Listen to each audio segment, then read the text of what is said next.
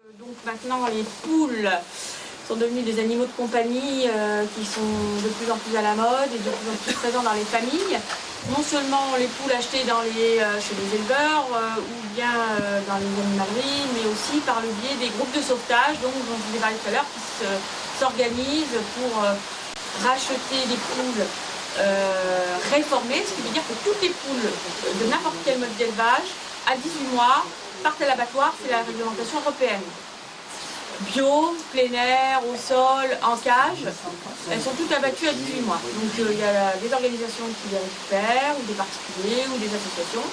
Et on se retrouve avec, donc, dans les jardins des particuliers, des petites poules réformées d'élevage qui ont 18 mois. Elles ont passé 1 an de ponte, elles commencent à pondre vers 5-6 mois, et après elles passent 1 an dans l'élevage, et elles sont normalement abattues. Donc quand elles se retrouvent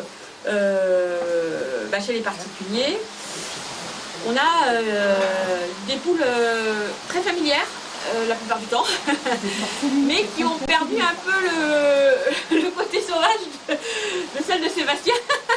Et ce sont des poules qui n'ont jamais vécu avec des coqs, qui ont eu des expériences plus ou moins heureuses avec les humains, mais en fait, en général, elles ne sont pas du tout effrayées par les humains. Alors, quand elles sont élevées en cage, encore moins, parce que alors là, elles n'ont jamais de contact avec les humains. Donc pour elles, un humain, ça ne veut rien dire. Donc ça se passe en général super bien quand on adopte ce genre de poules. Par contre, au niveau comportement, ça va. Au niveau pathologie, on est sur une poule qui va vivre 3-4 ans maximum. Donc on les récupère déjà à 18 mois. Alors qu'une poule issue d'un élevage moins sélectionné que ces poules-là ont une espérance de vie de 7 à 10 ans, classiquement. Donc on est quand même sur un gros souci. Pourquoi? Parce que les poules, la plupart on les appelle des lomanes, celles-là. Il y en a des blanches et des rousses. Les blanches sont encore plus fragiles. Les blanches font des œufs blancs, les rousses font des œufs bruns. Et alors aux États-Unis, on aime beaucoup les œufs blancs. En France, on mange plus classiquement des œufs colorés, enfin bruns, et même de plus en plus bruns. On les aime bien. Bon, ça dépend de. Ça change rien à la qualité de l'œuf. Mais par contre, ces poules-là ont été sélectionnées uniquement pour être des pondeuses pendant 1 année. On s'en fiche du comportement qu'elles ont de leur capacité de survie en milieu naturel, on s'en fiche de leur capacité de couvaison, on n'en veut même surtout pas. Parce que des poules qui se mettraient à couver leurs œufs dans les élevages, c'est un non-sens par rapport à la productivité des œufs, parce que là, ce qu'on veut, ce sont le plus possible 2 par an. On arrive même dans les cages à avoir 8 œufs par semaine, alors que normalement, on a 5 à 6 œufs par semaine. En bidouillant la lumière et la luminosité, les poules arrivent à pondre plus d'1 œuf par jour, alors que normalement, elles pondent moins d'1 œuf par jour. Donc, on a un système génital qui est boosté génétiquement par la sélection. La poule doit pondre 1 œuf par jour, minimum, et pendant 1 an. Résultat, on a des aberrations assez vite quand la poule vieillit du système génital. On peut considérer que 80% des poules qui sortent de ces élevages-là vont avoir des problèmes d'ordre génital. Alors ça peut être des problèmes pas très graves jusqu'à des problèmes complètement mortels. On dit qu'on les réforme à 18 mois parce qu'elles pondent moins, mais en fait, on les réforme à 18 mois parce qu'elles pondent certes 30% de moins que la première année, la deuxième année, mais on ne peut pas gérer les parasites parce qu'on ne peut pratiquement rien donner comme produit à la poule pour gérer les parasites, donc parce qu'on consomme les œufs. On ne peut pas gérer les parasites externes, on ne peut pas gérer les parasites internes. Et on ne peut pas donner d'antibiotiques, on ne peut pas soigner, on ne peut pas donner d'anti-inflammatoire. Donc après cette année de ponte, la poule, elle est déjà usée, donc il faudrait commencer tout ça.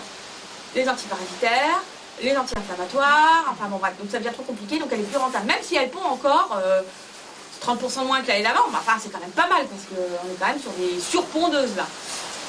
Donc en fait, la législation a décidé que d'un point de vue financier, c'était plus rentable, donc à 18 mois, elles vont toutes à la réforme. Il faut savoir que la réforme en France, il n'y a pas de circuit, donc elles partent toutes en Allemagne, ou dans d'autres pays, mais principalement en Allemagne, où elles sont retraitées en carcasse, pour l'alimentation, principalement pour l'alimentation des carnivores, chiens, chats. Les poules réformées, les poules pondeuses réformées ne vont pas du tout dans le système poule au pot ou plat préparé en France. Ça, c'est faux. De toute façon, il n'y a rien à manger sur une poule pondeuse. Ça va en carcasse. Il y a vraiment pratiquement rien. Voilà, donc en fait, quand on est des particuliers et qu'on récupère ce genre, qu'on adopte en fait, parce que c'est une adoption, il faut considérer que c'est une adoption d'un animal qui a déjà, enfin c'est un sauvetage quoi. Ouais, voilà. On a donc pas mal de soucis qu'on ne voit pas tout de suite. Pourquoi? Parce que la poule c'est une proie, donc ça va par définition cacher ses problèmes de santé à tout le monde et aux prédateurs pour pas se faire attaquer et pour pouvoir continuer à vivre dans le groupe le plus possible. Donc en fait, pour éviter d'avoir une grosse catastrophe qui nous arrive, parce que là la poule on la voit mais ça fait en fait très longtemps qu'elle a un problème, il faut apprendre régulièrement à faire l'examen de sa poule au moins une fois par semaine, de chaque poule, au moins une fois par semaine. Voilà. Ça c'est une moyenne. Après si vous le faites le matin, c'est pas grave, hein, c'est très bien. Donc nous on appelle ça le chicken check-up. Ça consiste en fait à regarder toutes les parties anatomiques de la poule et les parties et le comportement à la sortie du poulailler par exemple. Déjà c'est simple, quand on ouvre, on les voit toutes une par une qui sortent de la volière ou du poulailler, ça dépend comment c'est organisé. Donc là il va falloir qu'on examine toutes les parties de la poule. Alors là c'est trop petit mais on voit de la tête, là c'est un coq, bon, de la tête jusqu'à la queue et jusqu'aux pattes et le comportement. Je sais pas trop dire. Alors par exemple là, on n'a pas encore touché la poule, on l'a pas encore prise dans les bras, on a déjà un gros problème là. Donc quand vous voyez une poule comme ça le matin en vous levant, là le problème majeur c'est il y a des poules ici. Il y a un problème au niveau des œufs, non? Elle a mal au ventre. Elle a mal au ventre. Alors, ça peut être une diarrhée, ça peut être un œuf coincé, ça peut être une pompe intra-abdominale, ça peut être trop de parasites, ça peut être un coup. Là, c'est typiquement la position du mal de ventre, ce qu'on appelle la position du pingouin en fait. Elle est vraiment assise sur la. Donc ça, c'est quelque chose, bon, c'est énorme, mais si vous le voyez, vous êtes sûr que vous avez un problème.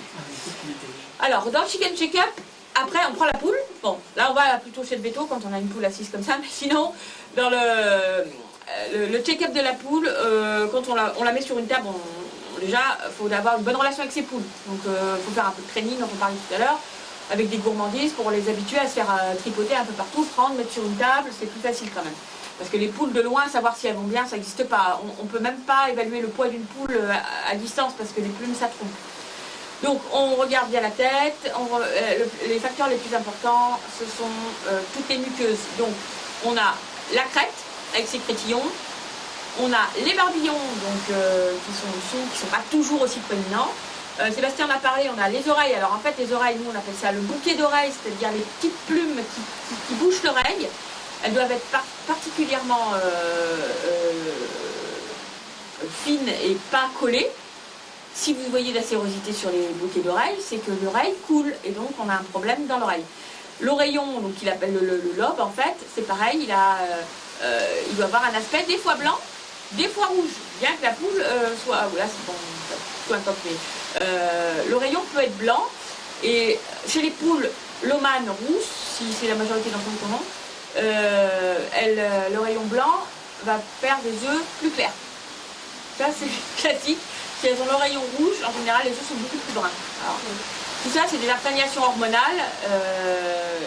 Bon, mais c'est des observations qu'on peut faire assez facilement pour savoir. Les gens me disent toujours, mais comment vous savez à quel œuf et à quelle poule? Bah, des fois, on tombe sur la poule qui pond. Donc après, on sait, elle pondra toujours la même forme d'œuf et la même couleur d'œuf. Si elle change, c'est qu'elle est malade.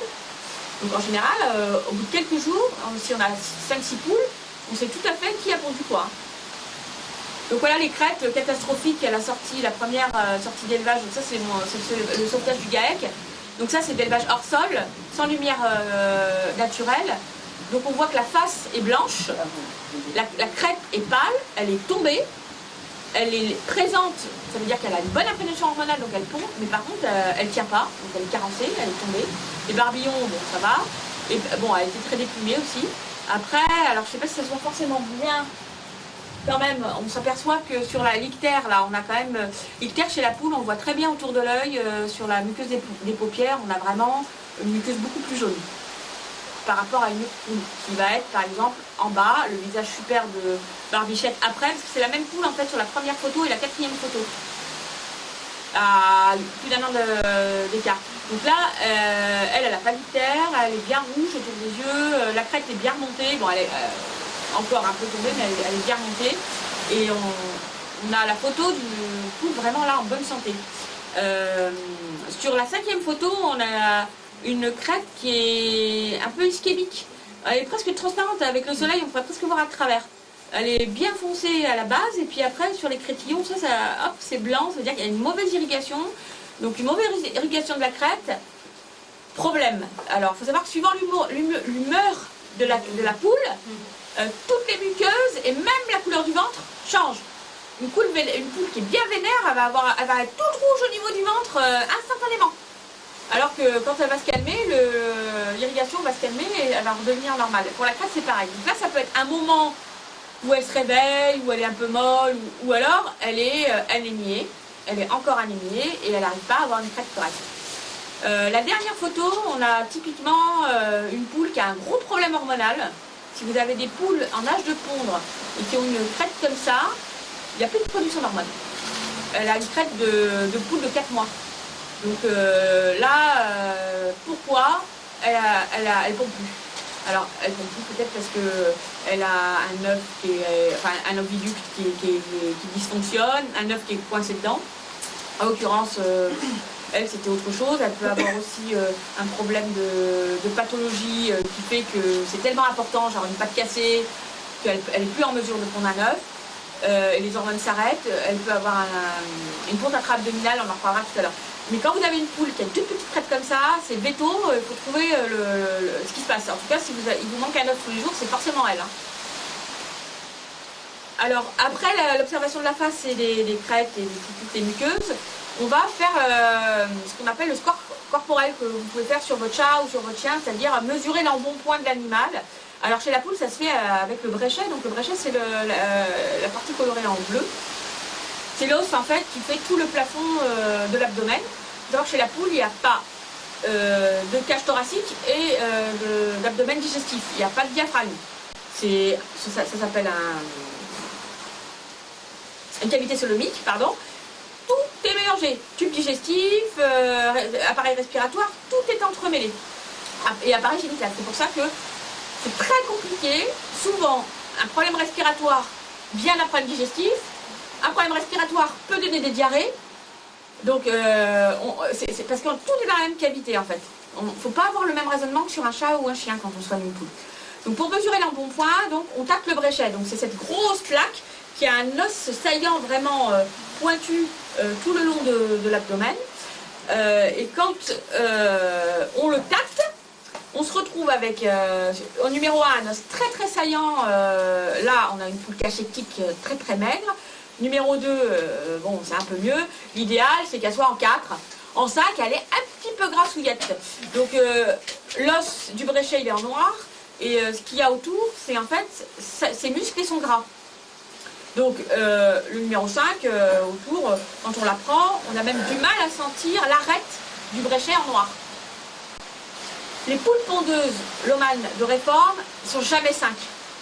Bon, sauf si vous les nourrissez avec des graines de tournesol, mais je pense qu'elles vont mourir d'un ictère avant d'arriver en 5. Elles sont tout le temps pratiquement en 3 ou en 2. C'est génétiquement, on n'arrive jamais à avoir un score corporel correct. Ce qui fait que dès qu'elles ont un problème de santé, ça dégringole à toute vitesse au niveau du poids, on est vite en catastrophe physiologique. Donc ça c'est une autre vue de l'appréciation, c'est en coupe en fait là, de l'appréciation de l'embonpoint. Le bréchet, c'est le kill, là, le petit truc qui est au milieu du triangle. Et à côté, bah, c'est le muscle et le gras. Donc bon, on n'arrivera jamais en 5. Hein. Alors, je suis passée un peu vite peut-être.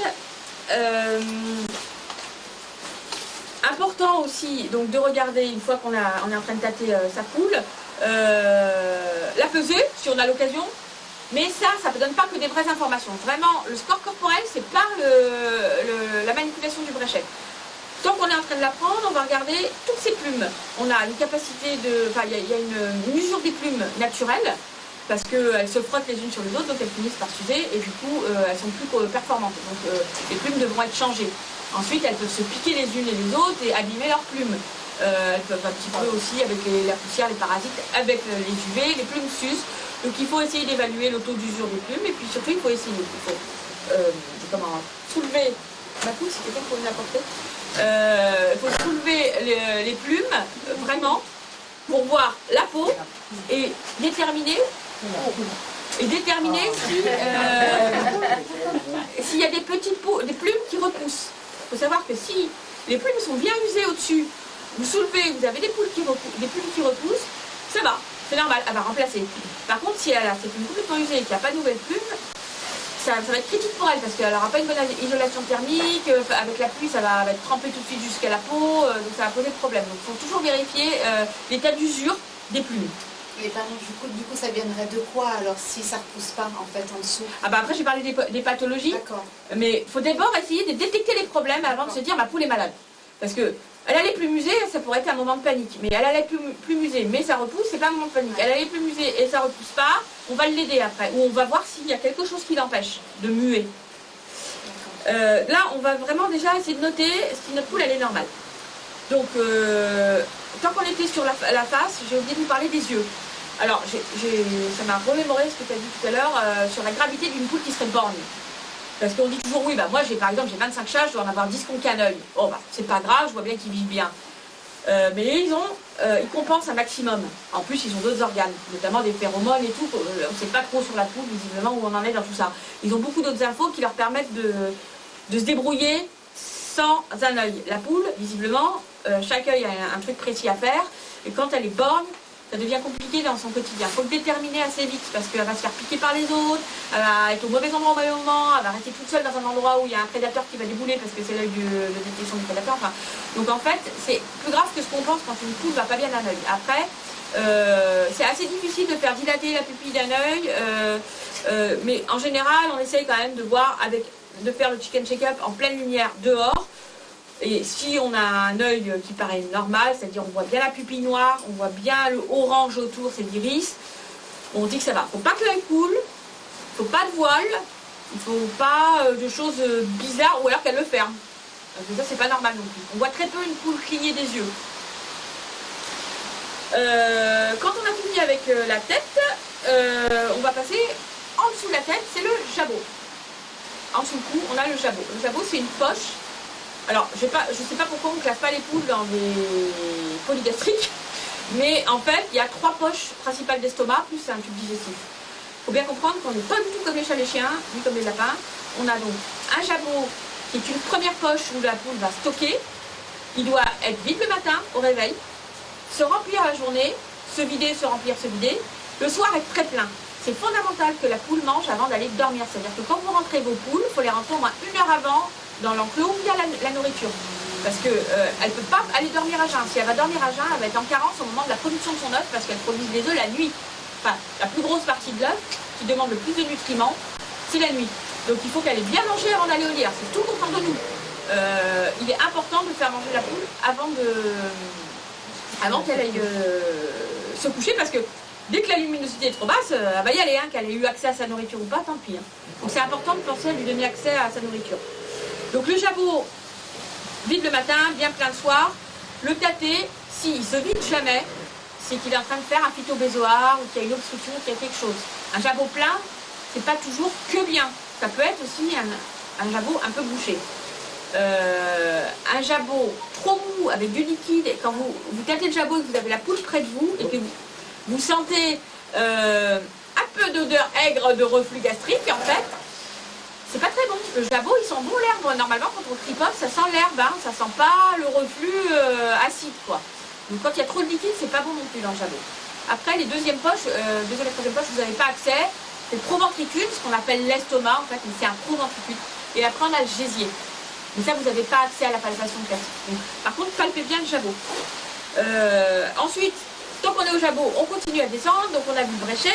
Maintenant, on va regarder les pattes. Les pattes, elles doivent être déjà pas boiteuses, donc faut les tâter, voir s'il n'y a pas de douleur quand on les tâte, tâter toutes les articulations.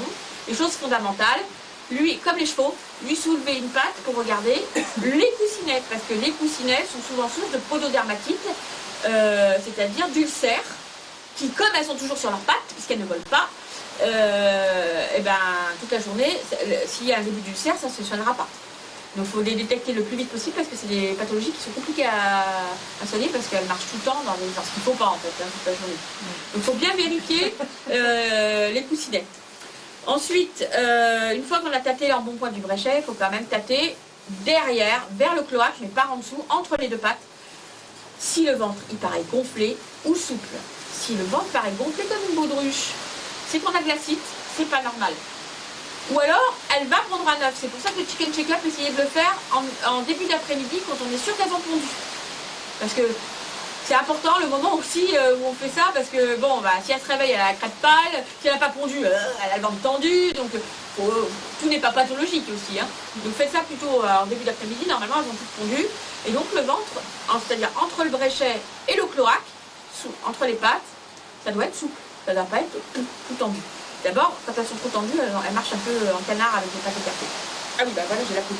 Donc en fait, le bréchet, vous prenez votre poule comme ça, et le bréchet, vous le tâtez par l'avant. Et après, le cloaque, il est là. Pour tâter, s'il y a de l'acide, c'est là que ça se situe. Et c'est là que quand on tâte, ça doit être souple.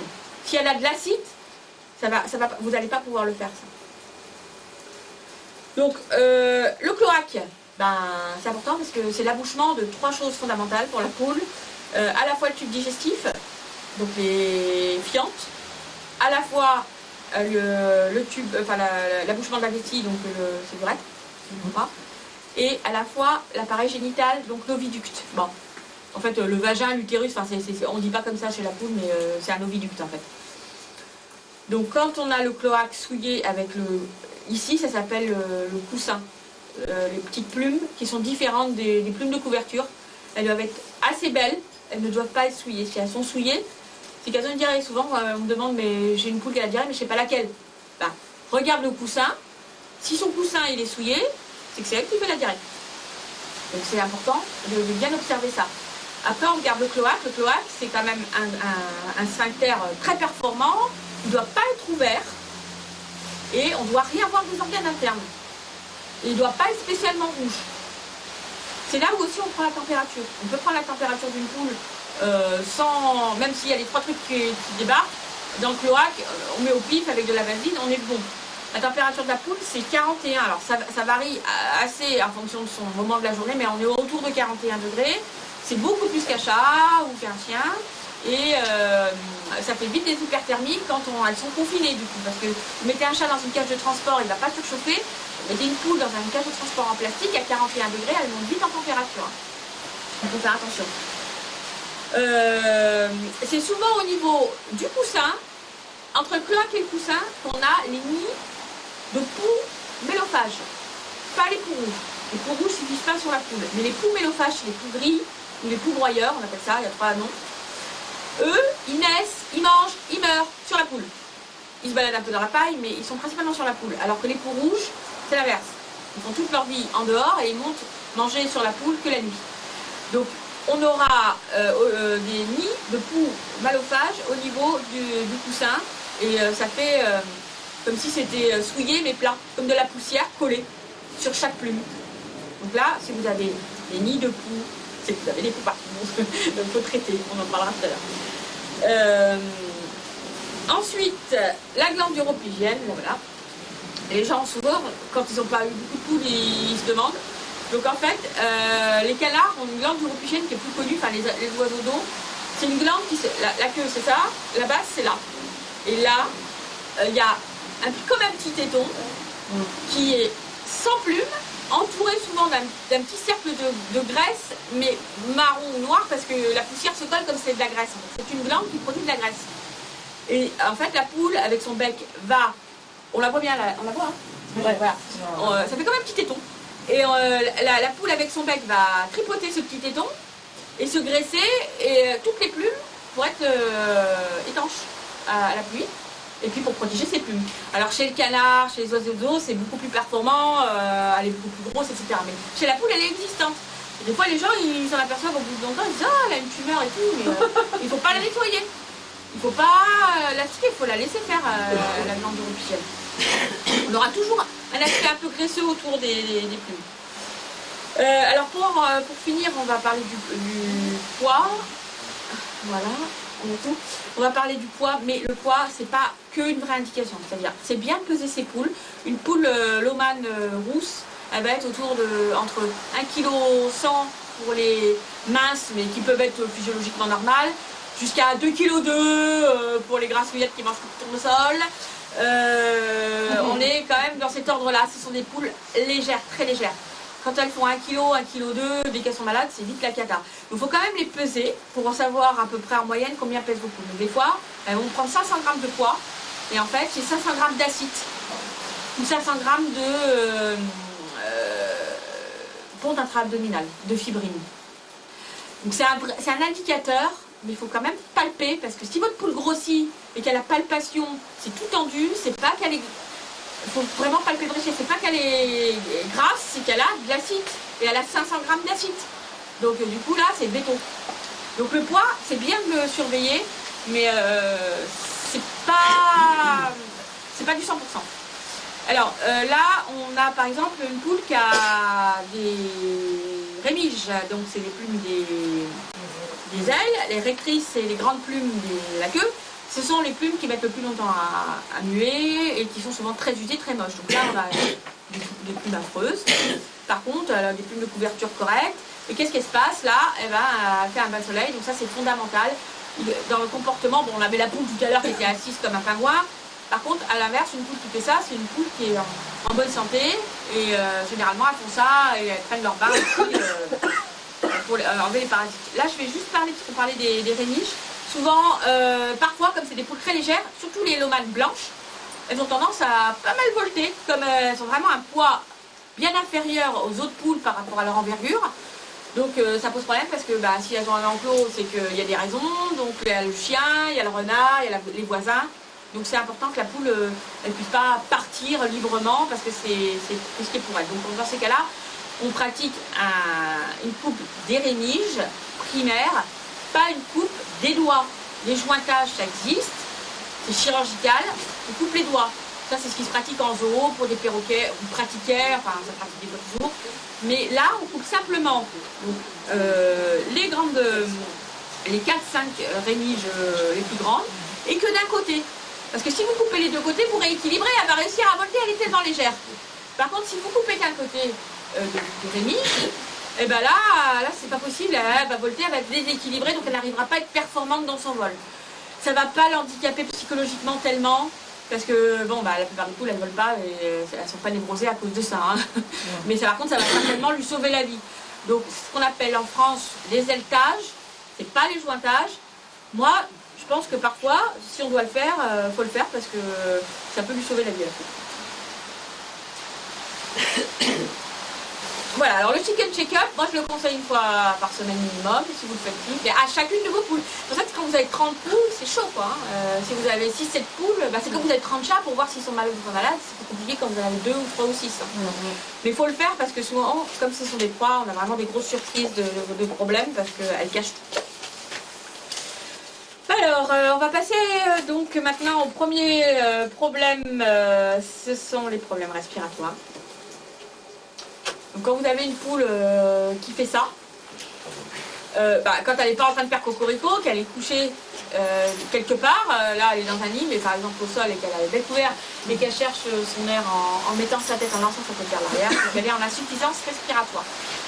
Alors c'est comme tout le reste, le système respiratoire chez la poule il est hyper différent des mammifères. Elles ont 2 tout petits poumons comparativement aux mammifères parce qu'elles ont un système respiratoire différent qui utilise des sacs aériens.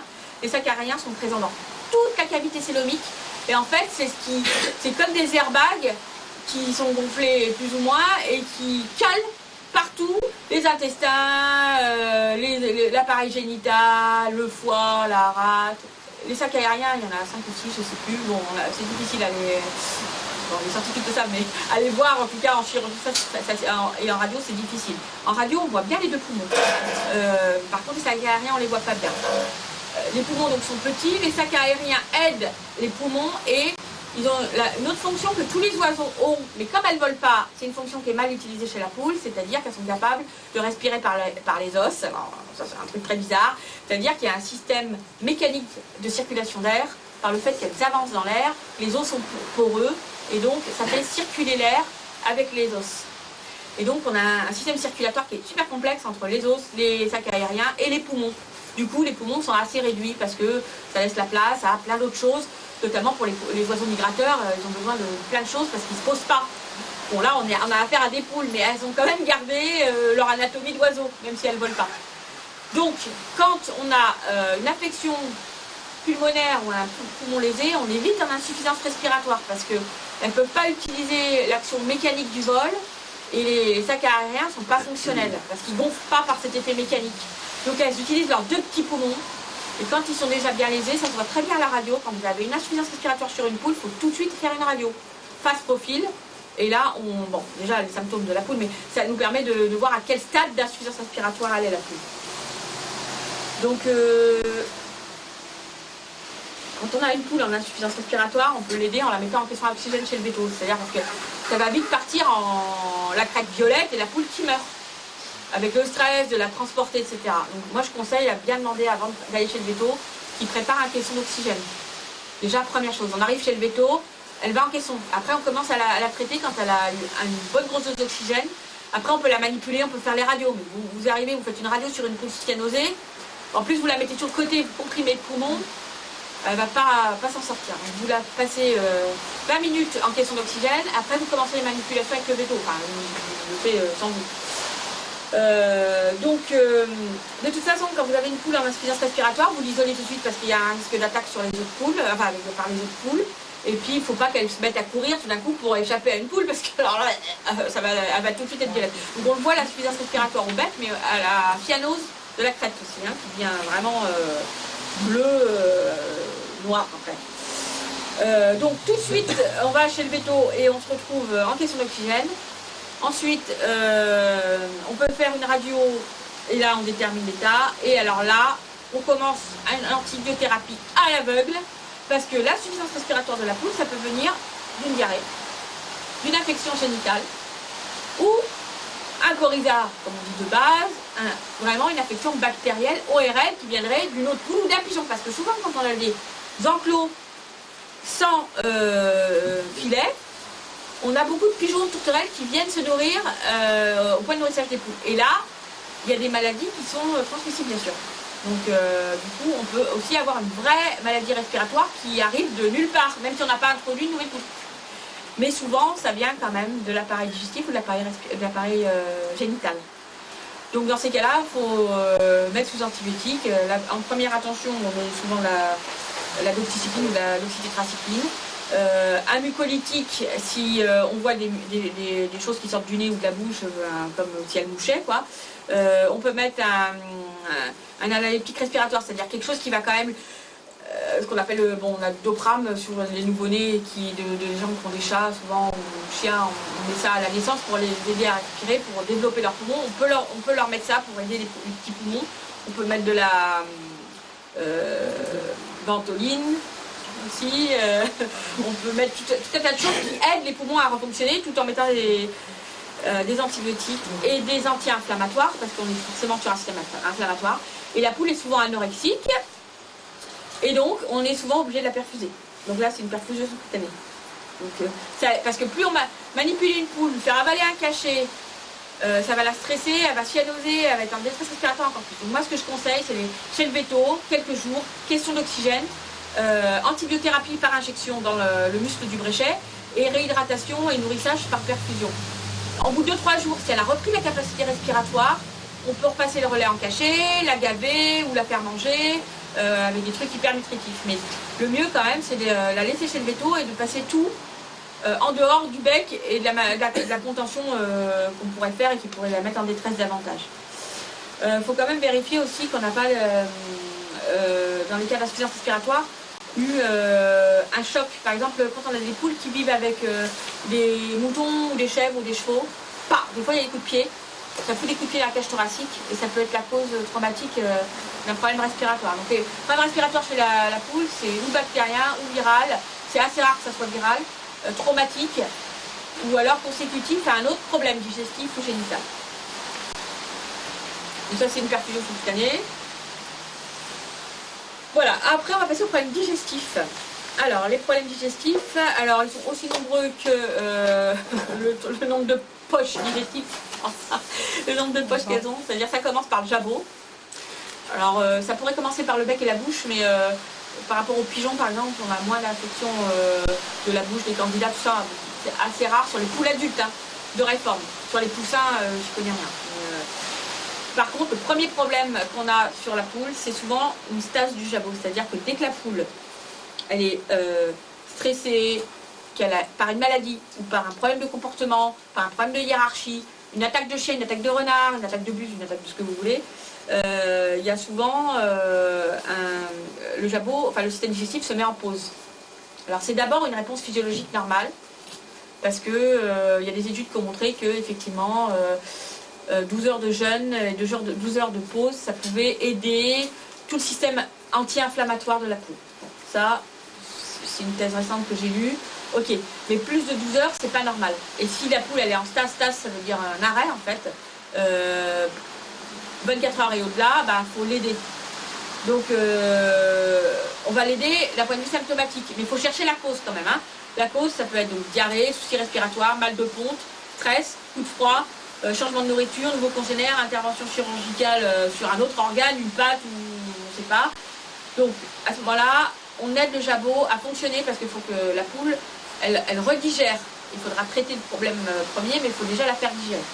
Donc on isole toujours une poule malade, on regarde ce qu'elle mange, on regarde comment sont les selles, on regarde si elle pond. Et on va traiter le jabot par du métoclopramide. C'est un appérant en fait, les gens le connaissent, chez la poule et chez les mammifères aussi, mais chez la poule ça provoque la vidange du jabot qui donc était en pause vers le proventricule. Donc ça va lui ouvrir le trou de sortie, le cardia, et ça va vidanger tout ce qu'elle a stocké qui est quand même de l'acide et qui est agressif pour son jabot parce qu'elle vidange plus. Donc déjà on va le faire vidanger avec du métoclopramide. Ensuite on va lui donner un antiacide type oméprazole pour éviter que ça continue à fermenter là-dedans. Et puis après, on attend un petit peu, et puis après on va passer sur un pansement, on va mettre dans le jabot, type Gaviscon ou Phosphalugel, comme pour nous. Et là, après on l'alimente avec des aliments hyper digestibles, c'est-à-dire extrudés. En alimentation, il y a deux écoles, il y a plusieurs écoles, mais il y a les graines. Les extrudés, c'est genre les croquettes pour poules, et les fruits et les légumes, et les restes. Alors, pour aller dans le meilleur, on a déjà les extrudés. De toute façon, les poules de réforme, quand elles sortent d'élevage, il faut les passer aux extrudés parce que les graines, elles ne connaissent pas la plupart du temps. Donc, de toute façon, les extrudés, c'est ce qu'il y a de plus digestible et c'est ce qu'il y a de plus performant au niveau de la qualité alimentaire. Donc là, une poule qui a une stase du jabot, elle va être alimentée uniquement en extrudé et éventuellement en nutripugel qui a une pâte hyper protéinée et sucrée. Qui va donc booster la poule. C'est la même chose que pour les chiens et les chats, ça s'achète chez le veto. Il faut savoir aussi que les poules, elles sont vite en hypoglycémie, parce que je crois que de façon naturelle, elles sont à plus de 2 grammes de glycémie. Ça, c'est la glycémie basse chez la poule. Donc, dès qu'elles ne s'alimentent plus, elles ont des grosses baisses de forme parce qu'elles sont vite en hypoglycémie. Je pense qu'un jour, je mettrai un capteur cristal libre sur une poule, parce qu'on n'a aucune donnée. Elles ont des zones. D'ailleurs, dans le chicken check-up, il faut savoir que sous l'aile, là, vous avez une zone naturellement, alors on ne dit pas glabre parce que c'est pour les poils, mais sans poils, sans plumes, pardon. Et donc on peut poser un capteur sans problème. Et je pense que ça serait intéressant parce qu'elles ont vraiment besoin de plus de sucre qu'un mammifère, parce qu'elles sont à 2 grammes, voire plus de 2 grammes. Donc on les garde au Nutri-Gel et à l'extrudé, ou peut-être elles vont remanger, si elles remangent tout ça, en tout cas des extrudés. Ne donnez pas de graines fraîches. Ça va pas passer. Il faut poursuivre ce traitement le temps que le jabot se vidange tout seul et reprenne son petit rythme de je mange. Un jabot doit se vidanger dans la demi-heure. Ça va vite chez la poule. Ça mange et puis ça va vite jusqu'au cloaque. Mais donc pour ça, il faut que le jabot il soit vidé dans la demi-heure. Alors là, on a des images de jabot plein, donc a priori plutôt le soir. Jabot vide, bah, a priori plutôt le matin ou une poule anorexique. Et là, on a un autre problème du jabot. Quand on est en stage du jabot, on n'est pas au stade 3, on est au stade 1. En général, il paraît plein, mais quand on le tape, il est plein de liquide pour une stase. Pour une obstruction du jabot, c'est différent. C'est ce qu'on appelle un crop impact en anglais. On ne parle pas bien anglais, mais... et du coup, il n'y a pas de traduction. Enfin, en français, on dit jabot impacté. C'est-à-dire... c'est l'équivalent d'un tricobézoar chez les autres animaux qui se fait avec un animal qui mangerait trop de poils ou trop de cheveux. On n'arrive pas à les digérer, ça fait une boule dans l'estomac. Et bah, c'est ce qui se passe. Les boules de poils des chats sont des tricobézoars. Donc ils les expulsent régulièrement. Tout va bien. Si elle en a un trop gros et que le chat il l'expulse pas, il est malade, il fait une occlusion. Donc chez la poule c'est pareil. Si par malheur elle a mangé trop de foin, parce que normalement elle ne doit pas manger du foin, mais elle a mangé des herbes sèches, bah, des fois c'est dans le jardin le foin en fait, hein. Elle n'a pas bien trié, ou elle a mangé de la salade, ça va découper, ou il y avait des poils de chien, ou de chat, ou des trop de cheveux, elle s'est fait la poubelle de l'aspirateur, enfin on ne sait pas. Il peut y avoir donc une boule qui se forme de ce genre de tissus qui ne sont pas digérables en fait, donc ça forme une boule, et là ça se vidange plus, et là ça fait une obstruction. L'obstruction, elle commence par être partielle. Donc la poule va continuer à manger. Ça va tourner autour du phytobézoar, parce que là on parle de phytobézoar chez la poule. Et ça va continuer à se digérer. Mais la poule, elle a de moins en moins de place pour manger. Donc elle va maigrir, parce qu'elle ne peut pas remplir son jabot de façon optimale. Donc elle va quand même manger, mais pas le volume suffisant. Donc elle va quand même maigrir, parce qu'elle va puiser dans ses ressources. Donc pour faire passer un début de phytobézoar, on donne, alors ça, à la palpation, ça fait comme si on touchait à l'intérieur. Alors c'est pour ça qu'il faut s'habituer à palper le jabot des poules avant qu'ils soient malades. Parce qu'on va vite détecter le tricobézoar, enfin le phytobézoar, c'est-à-dire qu'à la palpation, ça fait comme une éponge dedans. Et on essaye de séparer, et on n'y arrive pas à séparer les fibres en fait. Et donc quand il est petit, qu'il a à peu près, bon, on va dire cette taille-là, ça va. Vous pouvez essayer de le faire passer. Vous mettez de la vaseline. Enfin, vous faites un gavage de vaseline, 5-10 ml, et vous balancez le jabot, vous essayez de séparer la boule d'herbe, de poils, on ne sait pas. Et après, vous donnez du Grimpéran pour vidanger. Et petit à petit, ça peut passer.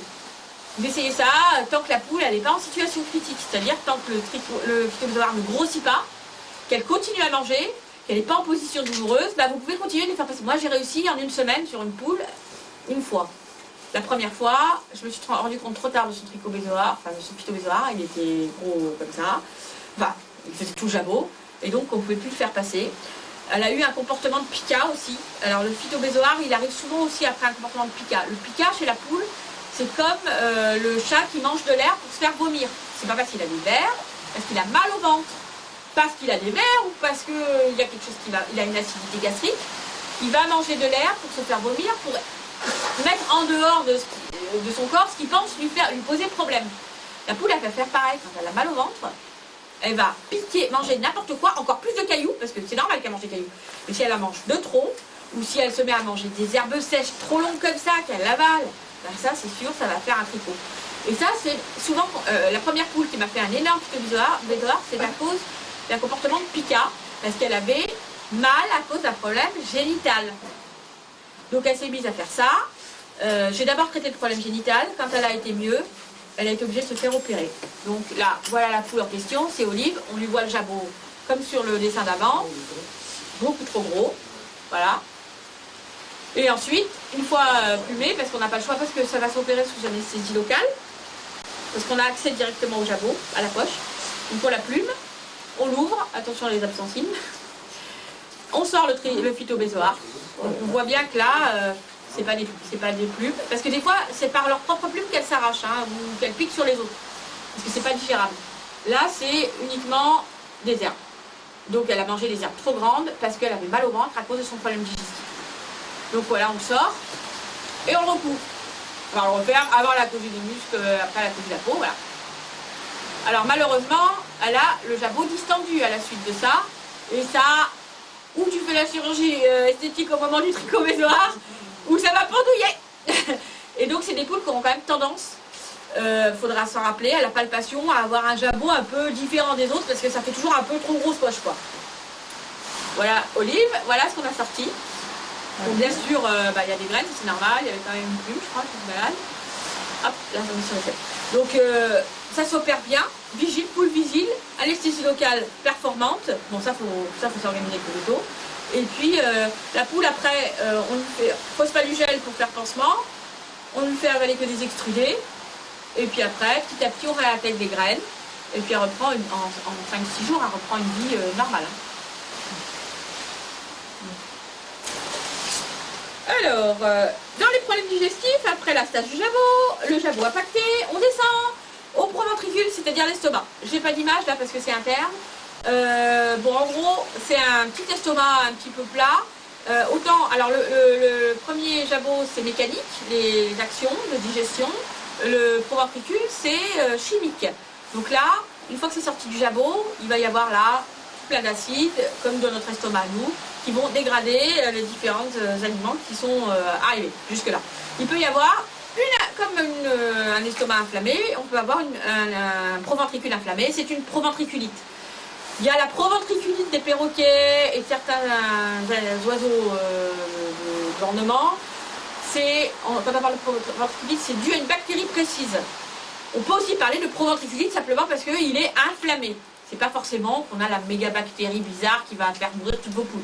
C'est juste que parfois, quand elle a eu un phytomésoire trop long, ça a fini par poser des problèmes au proventricule. Donc dans ce cas-là, on est sur le même traitement, pansement gastrique, anti-acide, on apaise le proventricule et ça va se régler. Donner des choses faciles à digérer, les extruder, moins de graines. Le maïs par exemple, on le voit bien, dans ces cas-là, on n'y arrive pas, il ne digère pas. Donc la proventriculite, c'est le deuxième problème qui arrive derrière le jabot. Ça fait mal au ventre aussi. Donc il faut y penser. Vous pouvez commencer avec un pansement.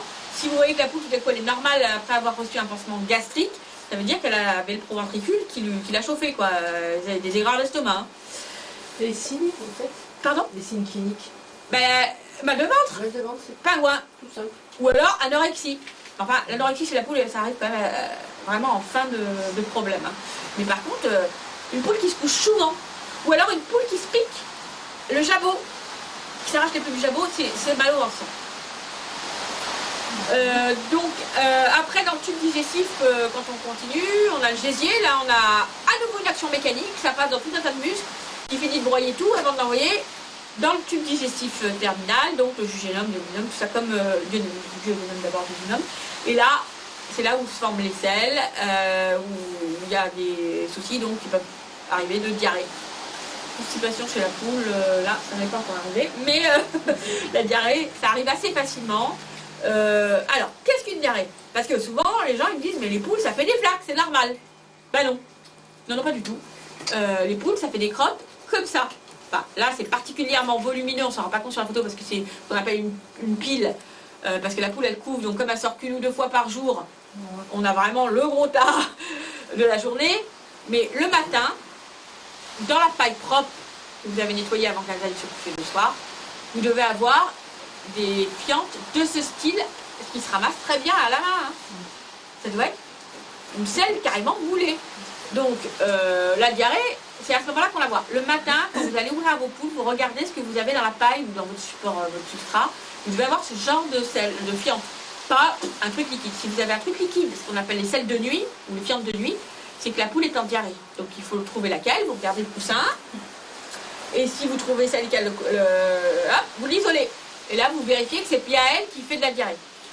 Donc là, on a une poule qui a un peu les selles vertes, mais il ne faut pas vous leurrer. Les selles, enfin les fientes, elles ont la couleur d'un peu de ce qu'elles mangent. Quand elles mangent de la tomate, on a l'impression d'avoir du sang coagulé un peu des fois. Hein. Bon, il faut faire la différence entre qu'est-ce que j'ai donné à manger et en fait où la poule, elle a vraiment du sang dans ses fientes. Voilà, alors elle a par contre un peu trop de... Parce que là, en plus, c'est sur le pipi, c'est le blanc en fait. Hein. Qui entoure la selle marron. Là, elle a des morceaux, effectivement, qui viennent de la paroi intestinale. Alors ça, c'est ce qu'on pourrait dire, bah, c'est normal, la poule elle fait ce genre de truc un peu tout mou. Alors c'est ce qu'on appelle, moi j'appelle ça les caca émotionnels, c'est pas très scientifique, mais c'est les fientes de journée en fait. C'est-à-dire que la nuit elle va faire une fois, parce qu'elle n'est pas dérangée, parce qu'elle a mangé avant d'aller se coucher, donc c'est normal qu'elle fasse dans la nuit. Dans la journée elle va manger, marcher, oh mince, je suis pas dans la bonne position hiérarchique, oh il y a l'humain qui passe, oh il y a le chien qui passe, oh il y a un rapace, et donc elles vont être tout le temps en train d'expulser des trucs trop vite, mais c'est naturel, et donc dans ce cas-là, on se retrouve avec ils appellent ça des fientes de fessettes de sécom, ou je sais plus, ils ont un autre nom aussi, mais en fait c'est des selles qui n'ont pas eu le temps d'être finies, mais émotionnellement, elles ont été éjectées. Donc dans la journée, c'est pas très probant de regarder les selles, en tout cas, si c'est de ce style-là, c'est normal. Bon après, si c'est vraiment du liquide, faut se poser la question. Mais c'est surtout pour voir si vraiment vous avez un problème digestif sur poule, c'est surtout les selles, les fientes de nuit qui vont vous donner l'info le matin. Et juste une question, pardon. Les selles qui sont très noires, très noires. Alors bah, ça dépend souvent de ce qu'elles ont mangé. D'accord. Ça peut être une présence de sang, notamment d'une proventriculite. D'accord. C'est-à-dire si c'est du sang qui vient du proventricule, c'est grave. D'accord. Mais si vous avez donné à manger, par exemple, du muscat, du raisin muscat, de la figue avec la peau, vous allez avoir des selles très très noires. Maintenant, si c'est noir, quoi qu'il arrive de son alimentation, c'est pour ça que quand vous avez un doute sur les fientes de votre poule, vous la faites dormir à part, ouais, c'est ça. et le matin, vous lui donnez à manger que les extrudés ou que vos graines, et vous n'allez pas de végétaux du tout. Et vous allez voir l'état de la pile le matin. Si elle est comme on a vu sur la première photo, c'est bon. Si elle est quand même noire, veto, proventriculite, elle saigne de l'intestin de quelque part. Mais elle aurait d'autres symptômes? Bah non, parce qu'elle les cache. D'accord. Elle ne peut pas le cacher, la couleur de sa fiente. Mais elle a mal au ventre, quand elle va vous le montrer, c'est qu'elle est déjà bien atteinte. Hein. Donc, de toute façon, en cas de doute, vous isolez votre poule et vous avez plein d'infos, en général, sur ce qu'elle va manger et sur ce qu'elle va expulser, comme œuf ou comme fiente. Quand une poule a la diarrhée, la cause, ben, c'est divers. Ça peut être parce que, d'abord, le jabot qui ne va pas. Ça peut être parce qu'elle a un stress, parce qu'il y a un problème de hiérarchie, parce qu'il y a une nouvelle poule qui arrive, parce que vous faites des travaux dans votre jardin, vous ouvrez un nouvel enclos, un nouveau parcours. Mais de toute façon, il faut traiter les symptômes d'abord. Donc, vous la mettez à part, avec une alimentation hyper digestible, que vous surveillez. Et c'est surtout problème de ponte qui va être le problème d'urgence. Donc, il faut absolument la mettre à part 24 heures pour voir si ça pond ou pas. À ce moment-là, on traite la diarrhée avec des trucs de base, comme pour les autres animaux. Un antispasmodique, Spasfon, un quart de Spasfon Lyoc. Un antidiarrhéique type Imodium lingual, c'est très pratique, un demi, donc après vous pouvez l'acheter chez le veto, c'est un autre nom, mais du lopéramide. Et puis de l'argile ou du smecta. Bon, moi j'utilise le smecta parce que c'est beaucoup plus pratique à diluer, il n'y a pas à faire poser, machin. Enfin, l'argile c'est la même chose. Donc vous faites avaler du smecta à la poule par une seringue, en dehors des autres médicaments bien sûr, 2 fois par jour, et en isolement, avec une alimentation hyper digestible normalement. Si c'était qu'un problème de diarrhée émotionnelle, par exemple, ou de changement, ça doit passer. Si elle a un problème de ponte, ou si elle a une infection respiratoire, ou si elle a des vers, il va falloir traiter le problème en parallèle. Donc, le problème en parallèle, il est souvent plus grave que la diarrhée. Le smecta, on donne combien? Pardon? Le smecta, on donne le smecta, ça dépend comment vous le diluez, mais vous pouvez donner 5 ml. Donc, en fait, ça fait un smecta pour humain dilué. 5 ml, une seringue de 5. Pardon? Non, un sachet. C'est des sachets. Un sachet, oui. Un sachet, vous le diluez, ça vous fait une seringue. Le matin, une seringue de soir. Et entre-temps, des aliments hyper digestibles du type extrudé. Hein? Oui, alors on prendra un peu pour le. Ouais, comment on gave, enfin, comment on soigne une poule par le bec. Donc, il faut savoir aussi, une poule qui a la diarrhée, elle va avoir froid. Elle va avoir des sueurs froides. Donc quand vous isolez une poule, parce que vous ne savez pas ce qu'elle a, vous la mettez dans une cage quand même plus grande qu'elle, au moins le double, c'est-à-dire qu'il doit y avoir, pour n'importe quel animal, un côté chaud, un côté froid. Une bouillotte et un côté normal, à température de 19 degrés dans une pièce. Si elle est en hypothermie, vous n'avez pas réussi à prendre la température par exemple, elle est en hypothermie, elle ira d'elle-même se mettre sur la bouillotte. Si elle est en hyperthermie, elle ira d'elle-même se mettre sur le côté froid. Il faut toujours qu'il y ait les deux possibilités. Un bol d'eau, accroché pour ne pas qu'elle se renverse dessus, un bol d'extrudé Et le lendemain, vous voyez ce qui sort. Est-ce qu'elle a mangé? Est-ce qu'elle a pondu? Est-ce qu'elle a eu la diarrhée? Est-ce qu'elle s'est mise sur le chaud? Est-ce qu'elle reste sur le froid? Est-ce que le chaud lui a fait du bien? C'est important quand même de mettre une bouillotte à un oiseau qui va mal en général. Hein. Ouais, 2 millilitres, 5 millilitres. Ah, il manque une page. Ah oui, il n'y a pas toute la page sur la diarrhée. Donc, le Smecta, oui, 2 à 5 millilitres. Le Spersendoc, je ne sais pas si je l'ai dit, un quart. Et l'Imodium, un demi. Voilà. Après, vous pouvez mettre un anti-inflammatoire aussi, si vraiment elle a l'air d'avoir vraiment mal. Donc, chez la poule, classiquement, en sirop, on peut utiliser le métacam. Il faut savoir que le métacam chez la poule, bon, la poule c'est un organisme particulier, on dose 10 fois la dose du chat. C'est le chien, non? Le métacam chien. Oui, mais si on prend une dose chat, c'est 10 fois la dose chat. Après, moi vaut mieux acheter des flacons de métacam chien parce qu'il est déjà 2 fois plus dosé que le chat. Sinon, vous passez le flacon du métacam chat. Hein. Donc, il vaut mieux avoir un flacon de métacam chien si vous avez souvent besoin d'anti-inflammatoire chez le chat, chez la poule. Par contre, si vous avez un chat, bon, bah, faut pas utiliser du métacam chien, ça va être la galère à doser. Mais pour une poule, il faut du métacam chien, c'est plus simple. Donc, chez la poule, on est à 0,5 mg par kilo. Alors que chez le chat, on est à 0,05 par kilo. Donc, il faut toujours avoir un anti-inflammatoire. Le dosage des médicaments pour la poule, Métacam 10 fois le dosage du chat, mais est-ce que c'est pour tous les autres médicaments? Non, là c'est un dosage précis. Après, que pour ce dosage pour le méloxicam. Ouais. Maintenant, par exemple, un autre exemple, l'organisme de la poule est tellement différent des autres. Le convénia, maintenant tout le monde connaît le convénia, c'est l'antibiotique qu'on fait souvent chez les chats ou chez les chiens qui dure 12 jours. C'est bien pratique, pas de cachet à donner pour le chat. Le veto il fait une piqûre et après il y a plein de... Chez la poule, il dure 6 heures. Voilà, donc c'est tellement différent au niveau métabolique qu'il ne faut pas faire du pifomètre. Il faut aller chez un véto qui connaît. Alors, qui connaît ou qui sait se documenter. Il y a un mémo qui existe au monde, en français. C'est le mémo thérapeutique d'ENAC. Il n'y a pas que la poule dedans, mais c'est énormément documenté sur la poule. Vous avez que ça. Ne cherchez pas les maladies, vous n'allez pas y comprendre. Mais par contre, vous n'avez que les dosages. Donc il faut que le véto il se le procure si vous lui amenez vos poules souvent. Parce qu'en fait, vous avez toutes les informations, même pour les anesthésies, pour tout. Donc, et tous les médicaments classiques. C'est chez qui ça? Medcom. Medcom, c'est Didier Boussary, donc c'est un spécialiste d'ENAC. Franchement, on peut lui faire confiance, mais bon, c'est pas facile pour le particulier. Enfin, il n'est pas tellement accessible. C'est vraiment, dedans, on n'a que des tableaux avec des modes d'administration. C'est secoué, non? Il faut d'abord avoir fait déjà le diagnostic avec le veto et tout. Mais par contre, un veto qui vous dirait, bon, bah moi je veux bien soigner votre poule et puis qui vous fait des injections sur le mode dosage chat ou chien, ça va pas coller. Il faut qu'il ait accès à ça. Ou alors à Internet. Mais, enfin, franchement, c'est ce qu'il y a de plus simple. Enfin, à mon avis. C'est pour 2 kilos.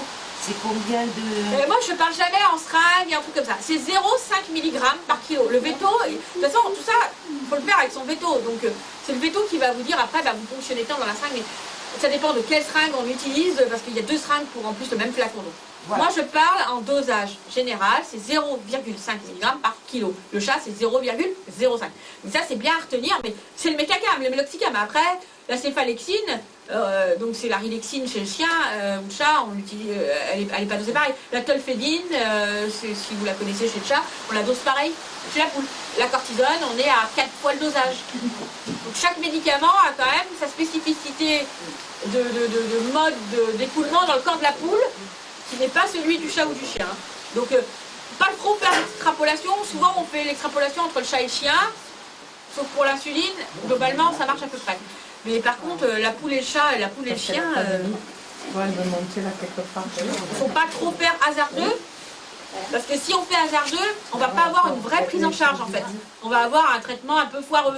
Et malheureusement, on va perdre trop de temps et la poule va dépérir, parce que comme je vous disais, nos poules pondeuses, elles n'ont pas trop de réserve, donc il ne faut pas trop laisser les problèmes traîner. Le Pso, elle a raison, elle passe en matelas aujourd'hui. Hein? Le Pso, elle a raison, elle passe en matelas aujourd'hui. Oui. Excusez-moi, quand elle a un traitement, la poule, et qu'elle continue à prendre, les œufs sont comestibles ou pas? Pas du tout. En fait, c'est pour ça qu'à 18 mois, elles sont abattues, c'est-à-dire qu'on ne peut rien donner à une poule sans que les œufs soient achetés.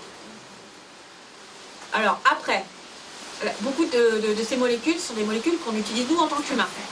Si vous utilisez du spasfon quand vous avez le bourrage, quand vous avez mal au ventre, est-ce que ça vous pose problème de manger l'œuf de la poule qui a eu du spasfon? Ça, c'est à vous de voir. Alors, il y a une étude sur le méloxicam qui a été faite. C'est la seule. Sur les autres médicaments, c'est pas fait parce que on parle. Toutes les études, ça parle de poule d'élevage, pondeuse. À partir du moment où on est en poule pondeuse, il y a marqué à ne pas donner. Interdit d'administration. On ne peut pas soigner une poule pondeuse et il n'y a pas eu d'étude sur. Ah ouais, je traîne. Il n'y a pas eu d'étude sur est-ce qu'on retrouve du médicament dans le. Pourquoi? Parce qu'en fait, la poule, c'est comme nous. Elle a un nombre d'ovocytes dans les ovaires. Quand elle est née, le petit poussin femelle, il a un nombre d'ovocytes. Seulement, nous, ils sont enfermés dans l'ovaire. La poule, ils sont en dehors de l'ovaire. Ce sont des follicules avec des grappes. Et on peut penser qu'à partir du moment où on administre un médicament, le médicament, il va aller dans toute la grappe. Donc la grappe, elle est peut-être de 300, parce qu'elle est peut-être, elle fait peut-être 1 an. Donc pendant 1 an, ça veut dire qu'on ne sait pas si on va retrouver le produit dans les jaunes. Donc par précaution, on dit non, on ne peut pas donner le médicament à une poule parce que toute la grappe elle est pratiquement dehors et donc comme elles pond qu'1 an en élevage, on a modifié, peut-être on a mis du médicament dans toute la grappe. Donc en fait, il n'y a pas eu d'étude sauf sur méloxicam. Donc il y a eu une étude et on n'en a pas retrouvé à partir du deuxième. On a retrouvé une quantité infime, je crois, au 2e jour et après on n'en a plus retrouvé. Il y a une seule étude que j'ai trouvée et qui dit ça. Est-ce que c'est vrai, est-ce que c'est pas vrai? Bon, le méloxicam, c'est du Mobic pour l'humain, on l'utilise aussi. Est-ce que ça vous pose problème? C'est comme un Nurofen, que votre poule elle fasse un œuf au Nurofen. Dans quelle mesure c'est un œuf au Nurofen, on ne sait pas. Mais, par exemple, quand il y a eu le scandale du fipronil, le fipronil c'était utilisé pour les parasites externes à l'extérieur, c'est interdit. On s'est rendu compte, en faisant les analyses, ils ont demandé de tuer toutes les poules, de ne pas consommer les œufs, tout ça, mais on s'est rendu compte, les labos indépendants qui ont fait les études, que en fait, la quantité de fipronil qu'on trouvait dans un œuf de poule, dont le poulailler a tout été traité au fipronil interdit, la quantité de fipronil retrouvée dans l'œuf était moins importante que la quantité de fipronil que vous mettez sur votre main quand vous mettez une pipette à votre chat de Frontline. Et on a tué tout le monde. Bon. Il aurait fallu manger 10 œufs par jour pendant 10 ans pour avoir un peu de fipronil dans le corps. En tant qu'humain. Hein. Bon. Ça n'empêche que ça a fait un grand scandale. Et que, voilà. Donc, par principe, tout se retrouve dans l'œuf. Mais, dans quelle quantité, on ne sait pas. En fait, donc par précaution, on dit toujours, au moins pendant le traitement, mangez pas les œufs, faites-les cuire et redonnez-le à la limite à vos poules. En dur. En dur pourquoi? Parce que s'il y a des parasites, tout ça, au moins quand vous les faites en dur, voilà. En plus, le calcium, il n'est pas assimilable s'il n'a pas été cuit, si vous donnez la coquille. Il faut toujours faire des œufs durs quand vous le redonnez à vos poules. Et si vous voulez les manger, dur ou pas, il y aura la molécule dedans. C'est à vous d'évaluer. Si vous avez des enfants en croissance, ne donnez pas. On peut avoir des perturbateurs endocriniens qui viennent des antiparasitaires ou qui viennent des antibiotiques ou qui viennent des anti-inflammatoires, on ne sait pas. Mais moi, en tant qu'adulte, à mon âge, je pense pas que... Enfin, pour moi, il y aura 0 impact sur l'œuf que je vais manger. Mais j'éviterai de le donner à des enfants en croissance. Donc, on était sur les diarrhées. Donc, les diarrhées, elles peuvent être aussi causées par des parasites. Il y a 2 sortes de vers, les vers ronds, les vers plats, qui fonctionnent très différemment, comme chez nous et chez les chats. Ils fonctionnent très différemment et le mode de contamination est différent. Les vers ronds, on a les vers du jabot. Ça peut provoquer la stase du jabot, donc on a vu aussi tout à l'heure hyperfermentation du jabot, ça pue de la gueule et il y a des vers là-dedans. Dans ce cas-là, on donne un vermifuge et ça passe, et on donne un pansement gastrique et ça passe. Le vermifuge, le seul, alors, je ne les ai pas, je vais pas tous les énumérer, mais parce que, en fonction du ver, un type de vermifuge, c'est trop compliqué, il vaut mieux prendre un vermifuge polyvalent, c'est-à-dire qui fait les vers ronds et les vers plats, le jabot, le proventricule, le duodénum. Il y en a un seul, et le problème c'est qu'il n'est même pas pour les poules, il est pour les pigeons, c'est le téniverme, T-E-N-I-V-E-R-M, 0,5 ou 3. C'est pour les pigeons et pour les canards. Mais en fait, de toute façon, il n'y a aucun vermifuge qui est spécialisé pour les poules. Donc, vous vermifugez au téniverme, vous faites à la fois les vers ronds, à la fois les vers plats. vous faire les vers du jabot que voici, les ascaris classiques qu'on a chez les chats, qu'on a chez les enfants, qu'on peut retrouver là, comme ici, sur un œuf. Voilà. Ensuite, on a un nouveau truc qu'on n'a pas trop nous, c'est les syngams. C'est les vers. Ah si, peut-être. Pas chez les humains en France, je pense. C'est les vers de la trachée. Donc, c'est les vers respiratoires. Si vous, là, c'est le seul ver où le tenniverme ne fonctionne pas. Mais c'est très particulier comme ver. En fait, vous avez une poule qui va sans arrêt tirer le bec vers le haut parce qu'en fait, il s'accroche avec 2 crochets et il gigote. Et donc, ça l'énerve. Et donc, elle essaye de l'évacuer en tirant le bec, ce qu'on appelle le bye-bec, et elle ouvre le bec vers le haut. Donc ça, c'est un syngame. Donc là, on a un protocole spécifique. Bon, tous les protocoles spécifiques sont sur la page Chickenders. Et là, on a un protocole spécifique à base de flubendazole. C'est vraiment le seul. Sinon, le tenniverme, ça va vous faire les vers du haut, c'est-à-dire les jabots et les ascaris, les vers digestifs, terminal. Et les ténias. Les ténias, c'est les vers plats. Les vers plats, on les appelle vers plats parce qu'ils sont faits de segments qui se détachent. Et quand ils se détachent et qu'ils sortent, ils se rabougrissent comme une béboule. Et en fait, les vers plats, c'est ça. Tout le monde me dit c'est des vers ronds. Mais non. En fait, c'est un segment plat qui est hors du tube digestif et comme il est à l'air libre, il se rabougrit et il fait une bille. Donc ça, on est bien sur des vers plats. Et en fait, c'est ce qu'on a chez le chat. Et là, c'est avant qu'il se rabougrisse. Là, il est presque rabougri. Là, c'est un ascaris. Non, c'est autre chose. Hein?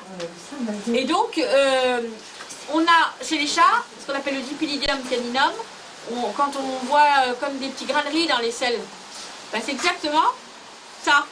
Sauf que le Dipylidium caninum, c'est un ténia du chat, qui quand il se rabougrit en forme de grainerie. Et le ténia de la poule, quand il se rabougrit, il fait une bille. Mais moi, j'ai mis très longtemps parce que j'ai trouvé 0 information sur ça. Si vous voyez des billes sur les fientes parfaites, d'ailleurs, de la poule en question, eh ben, ce sont des ténias. Ensuite, on va passer aux problèmes génitaux. Alors, les problèmes génitaux, on va commencer par les symptômes avant qu'on trouve que la poule n'est pas bien. C'est pas un œuf. œuf mou. Hein? C'est pas un œuf. C'est un œuf mou. Un œuf. On appuie dessus, il est mou. Voilà. Il n'y a pas de coquille finalement. Non? Il a une coquille, mais il est mou. Il n'a pas la coquille dure. Après, on a un œuf fripé. Ah ouais, ça j'ai vu. Alors, tout le monde dit oui, c'est consommable. Alors souvent, quand on voit ça, ils disent ah, c'est une bronchite infectieuse. Bronchite infectieuse, on se dit c'est un problème respiratoire. Mais comme je vous disais tout à l'heure, comme tout est dans la même cavité cœlomique, tous les problèmes respiratoires sont génitaux, les problèmes génitaux sont respiratoires et digestifs en même temps. Donc en fait, la bronchite infectieuse, elle donne des œufs comme ça. Tout. Alors là, ça c'est autre chose. Donc là, il faut commencer antibio, anti-inflammatoire, au moins 10 jours. Antibio, tropisme ORL classique, donc oxytétracycline. Alors l'antibio le plus performant chez la poule, qui a une meilleure performance que chez les mammifères, c'est le marbocil, la marbofloxacine. Mais bon, normalement, il faut faire un antibiogramme pour pouvoir le prescrire maintenant. Pas de bol. Bon. Donc en général, le veto va vous donner de la doxycycline ou de l'oxytétracycline. Les trucs qu'on donne pour le coryza du chat aussi classiquement. Donc là, on la met 10 jours, on donne un inflammatoire, et puis, si elle se remet à pondre des œufs normaux, on laisse. Si, après, au bout de 10-15 jours, un mois, les œufs sont de nouveau pas normaux, il faut implanter la poule. C'est-à-dire qu'il faut l'arrêter. Parce qu'elle se remet toujours en système inflammatoire. Donc il faut lui faire une pause génitale. On peut, avec un implant hormonal. Je vais vous expliquer après comment ça se passe. Alors ça, c'est un œuf, par contre, qui est tout à fait normal, mais qui est trop petit. Et contrairement aux œufs trop gros, qui vont poser des problèmes, ils ne posent pas de problème. Alors souvent les gens s'affolent, mais en fait c'est ce qu'on appelle un œuf de coque. C'est un petit œuf qui ne va pas avoir de jaune. C'est un début de reprise de ponte, parce qu'il y a quand même des pauses toutes les semaines ou tous les 10 jours chez la poule. Donc des fois elle reprend ça comme ça. Bon, c'est ça, il ne faut pas s'inquiéter. Par rapport à un œuf comme ça c'est pas grave. En général vous n'allez pas en avoir. Donc on avait ces petits problèmes qui commençaient donc à apparaître. On commence le traitement, la poule va s'en sortir sans problème. Par contre, parfois, l'œuf coince, l'œuf est trop gros, ou alors elle n'a pas assez de tonicité musculaire pour l'expulser, ou alors il est mal formé, ce qui n'est pas son cas. Mais là, il y avait, je ne sais pas pourquoi, en fait, je ne me rappelle plus pourquoi Ventoline elle expulsait pas. Mais elle l'a gardé tellement longtemps qu'il était cuit dedans. On avait un œuf mollet quand on l'a ouvert. Donc dans ce cas-là, vous avez la poule qui est en position de pingouin, qui a très mal au ventre, grosse douleur là. Il faut aller vite chez le véto, vous faites vite une radio, on voit ça. Et là on se dit il y a problème. Donc dans ce cas-là, tant qu'il n'est pas encore dur, cuit, parce que 41 degrés, hein, donc ça fait une petite cuisson, hein, on essaie de le casser et d'aller le chercher à la main. Bon, en l'occurrence, là, on n'a pas pu parce que comme il était déjà dur, on n'arrivait pas, en fait, à le casser. Et on a réussi, en manipulant la poule, à le faire sortir avec de la graisse, en le détendant la poule, en la massant. Malheureusement, parfois, on n'y arrive pas. Mais si on ne s'en rend pas compte que ça coince, ben, la poule, elle va pousser. Et elle va faire un retournement de sa matrice vers l'extérieur. Et ça s'appelle un prolapsus du cloaque. Donc là, on en a un beau de cracotte. Donc là, sur la première photo, on voit du sang. En fait, le prolapsus qui s'est retourné comme une chaussette à l'extérieur. Bon, là, elle n'a plus d'œuf, elle a réussi quand même à le sortir. Donc là, quand on a une poule qui fait ça, il faut lui arrêter la pompe tout de suite. Il faut tout de suite la mettre sous un plan. Et il faut essayer de faire en sorte qu'elle ne sorte plus sa matrice. Donc, on arrive à la traiter avec des tamponnages, du nettoyage, de la crème pour les hémorroïdes, de l'adrénaline en tamponnage. Et moi, cette poule, au bout d'un mois, j'ai réussi à lui maintenir le cloaque. On voit ça sur la 4e photo, il est normal. 5e photo, il est très parfait. Bon, l'état de l'arrière-train, évidemment, hein, parce qu'elle avait des diarrhées, parce que ça irrite, il n'y a rien qui va. Mais là, la muqueuse ne sort plus. Donc, à partir de la 5e photo, on est bien. Et après, elle a les plumes qui repoussent. On peut y arriver en un mois. Si le prolapsus est trop fort, qu'on s'y est pris trop tard, il va falloir que le véto repousse et réattache le cloaque dans le bon sens par l'intérieur. Ah voilà. Bon. Alors là, ce qu'on voit en fait, c'est de la crème pour hémorroïdes. Parce qu'en fait, on essaie de resserrer avec l'adrénaline diluée dans le dos physiologique et on fait resserrer les muqueuses vers l'intérieur. Il ne faut surtout plus qu'à pondre pendant ce temps-là. Il peut y avoir un prolapsus du cloaque aussi à cause d'un œuf cassé à l'intérieur. Ça, c'est un œuf cassé à l'intérieur de la poule. Et comme il est cassé et qu'il est plus lisse pour se faire éjecter, elle n'arrive pas à l'éjecter, il est trop petit. Les contractions ne sont pas efficaces, il faut aller le chercher. Là, j'ai été le chercher. C'est Olive d'ailleurs qui m'avait fait ça. Et après, alors, position pareil du pingouin. Et après, la poule est bien. Donc quand elle a fait un œuf comme ça, vous pouvez quand même la mettre sous antibiotique, sous anti-inflammatoire parce que là, elle a eu mal. Et puis vous l'implantez parce que si elle commence à faire des œufs cassés à l'intérieur, elle va continuer. Ça, c'est encore un œuf cassé à l'intérieur qu'elle a expulsé tout seul. Mais la coquille était quand même moins dure que l'autre. Donc ça finit par sortir. Maintenant, on va parler des fibrines. Donc les fibrines, c'est du tissu fabriqué par tous les corps humains d'animaux ou de poules, cicatriciel après une grosse inflammation d'un tissu en question, articulaire, peau, poumon, ce que vous voulez. Donc le tissu fabrique un tissu de réparation. Quand la poule a surpondu comme toute sa vie de pondeuse pendant un an, forcément elle a une inflammation de l'oviducte et l'inflammation de l'oviducte fait que ça dysfonctionne, ça s'inflamme et elle n'arrive plus à faire un œuf. Elle fabrique du tissu cicatriciel, et elle le fait rouler dans l'oviducte comme un œuf. Et ça sort sous cette forme. Donc souvent les gens ils se disent c'est pas possible, j'ai pas de coque, on dirait que ma poule elle a fait un petit embryon. Parce que c'est à la forme d'un œuf ou d'un embryon. Mais non, c'est de la chair, mais en fait c'est de la fibrine. Donc en fait quand vous trouvez ça dans la paille le matin, c'est pas bon, hein. Ça veut dire qu'elle est en inflammation. Donc on a toutes sortes de formes. Alors là, c'est un record. Je dois à Chris, c'est parti, mais là, c'est à la taille d'un œuf. Car tourner, tissu cicatriciel qui s'est formé, ça fait plusieurs jours, voire plusieurs semaines pour former ça. Quand on en est là, la poule, elle est mal. Hein. Voilà, tout petit, une toute petite fibrine, mais toujours avec des couches qui se superposent. Hop, voilà, encore un, voilà. Alors ça, c'est quand c'est dans l'oviducte. C'est encore un moindre mal. Déjà, on a la vision, on voit que notre poule elle a un problème inflammatoire. Véto, antibio, anti-inflammatoire, on arrête la ponte. On la met en pause, la ponte, on peut l'arrêter 3-6 mois avec l'implant. Après, on peut essayer de voir si ça repart. Si ça repart pas bien, on réimplante. Des fois, ça repart bien, elle refait des œufs bien, et donc on peut la laisser refaire.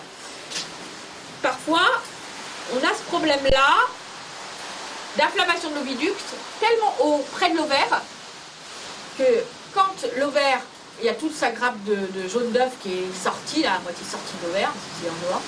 Normalement, l'ovule le plus mûr, elle le fait sauter dans une corne, enfin un pavillon qui s'appelle l'infantibulum, chez la femme aussi, je crois, enfin c'est les mammifères aussi. Et le jaune, il doit sauter dans l'oviducte par cette corne de réception. Quand la corne de réception, qui est le début de l'oviducte, est tellement inflammée qu'il a une forme de ouf, le jaune il va pas réussir à tomber, ou alors elle est trop inflammée, donc le trou il s'est obturé par l'inflammation, pouf, le jaune il tombe en dehors de l'oviducte, dans l'abdomen. Donc du coup, là on se retrouve avec un truc qui tombe à l'endroit où j'ai mis mon gros point noir là, au lieu de tomber là où il va y avoir l'œuf. Et donc, sur radio, ça se voit quand c'est déjà bien avancé. Donc là, en fait, on voit que sur la radio, c'est pas hyper clair, mais en fait, elle a un truc gros comme ça, là. Donc c'était plus gros qu'une orange. C'est-à-dire que le jaune, il est tombé. Il n'a pas pu s'évacuer parce qu'il est dans la cavité de l'abdomen et il y a 0 porte de sortie. Il flotte dans l'abdomen, entre les sacs aériens, le tube digestif, tout ça, hop.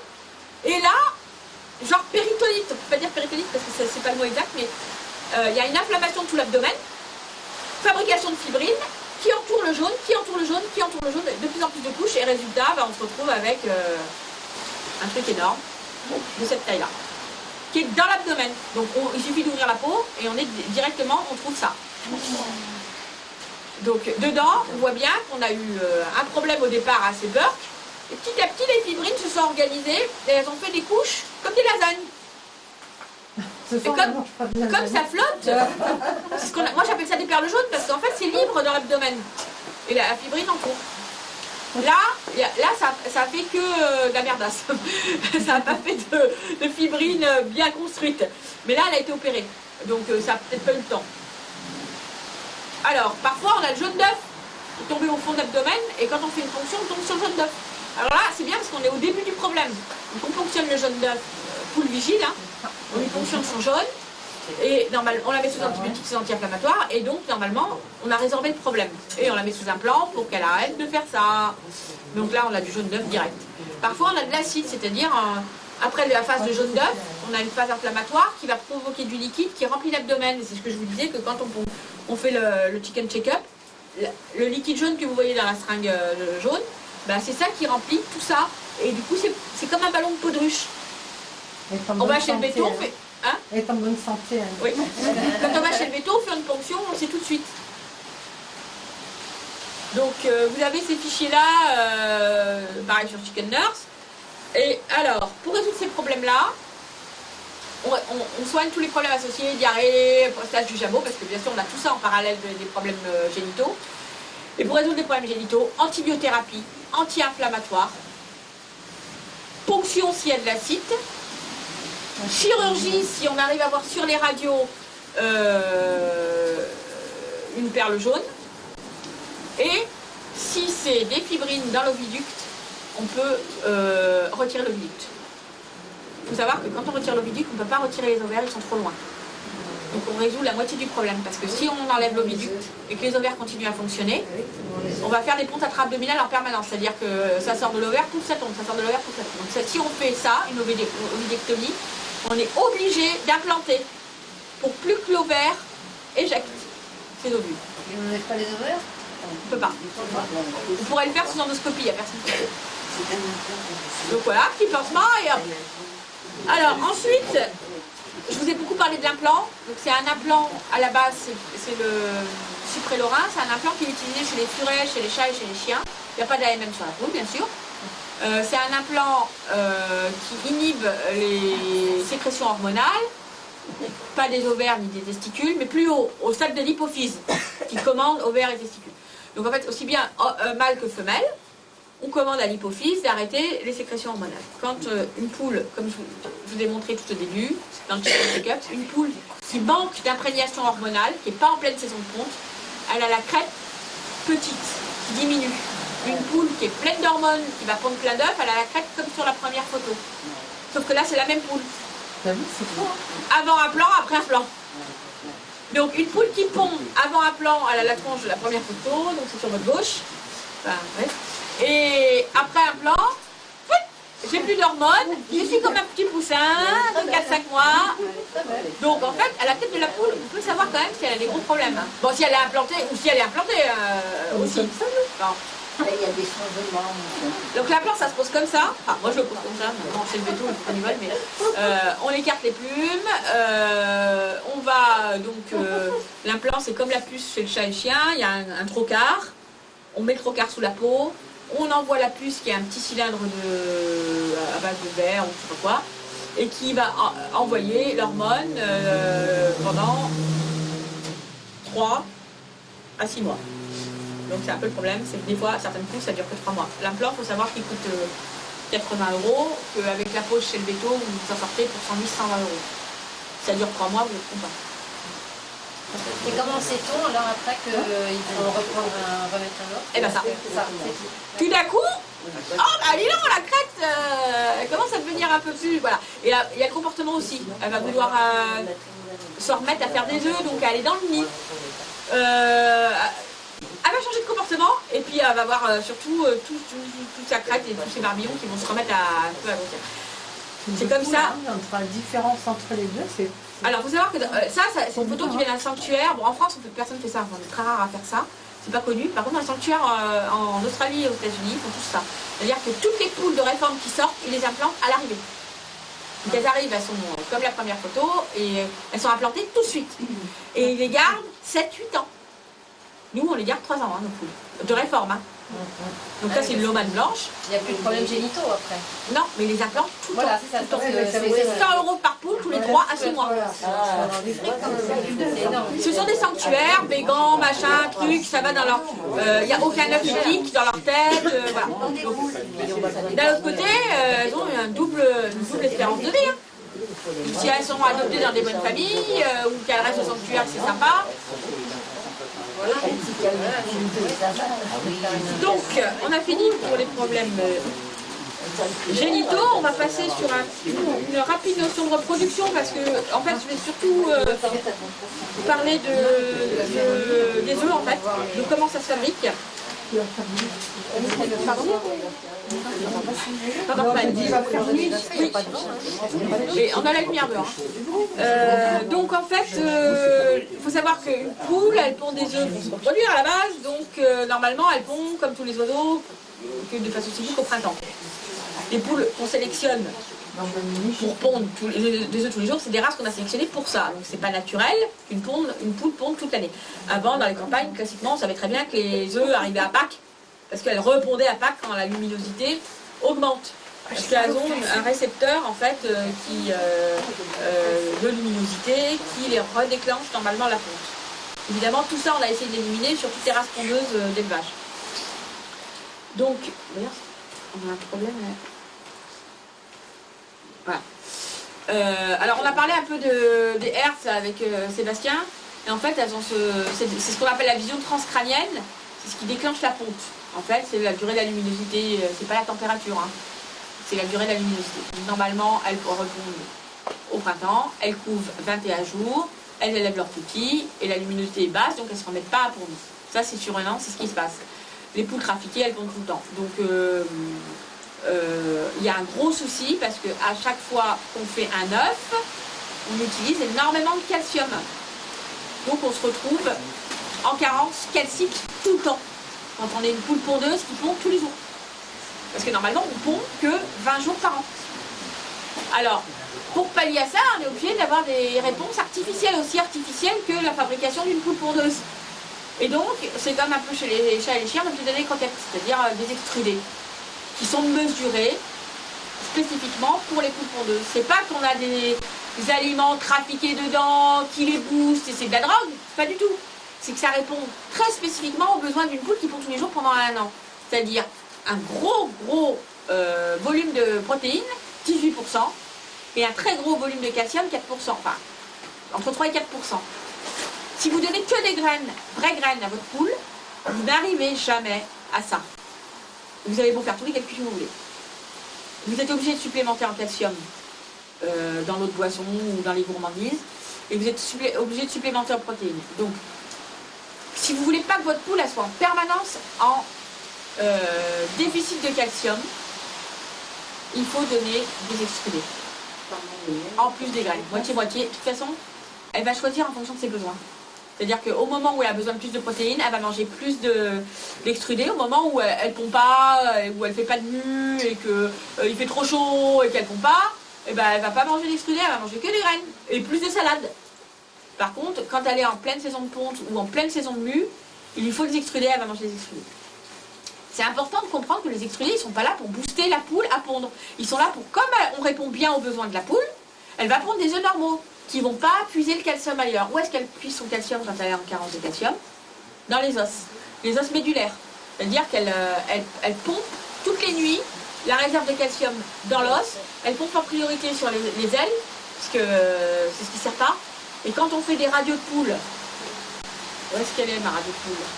Elle n'est pas rangée? Non. Ah, c'est dommage.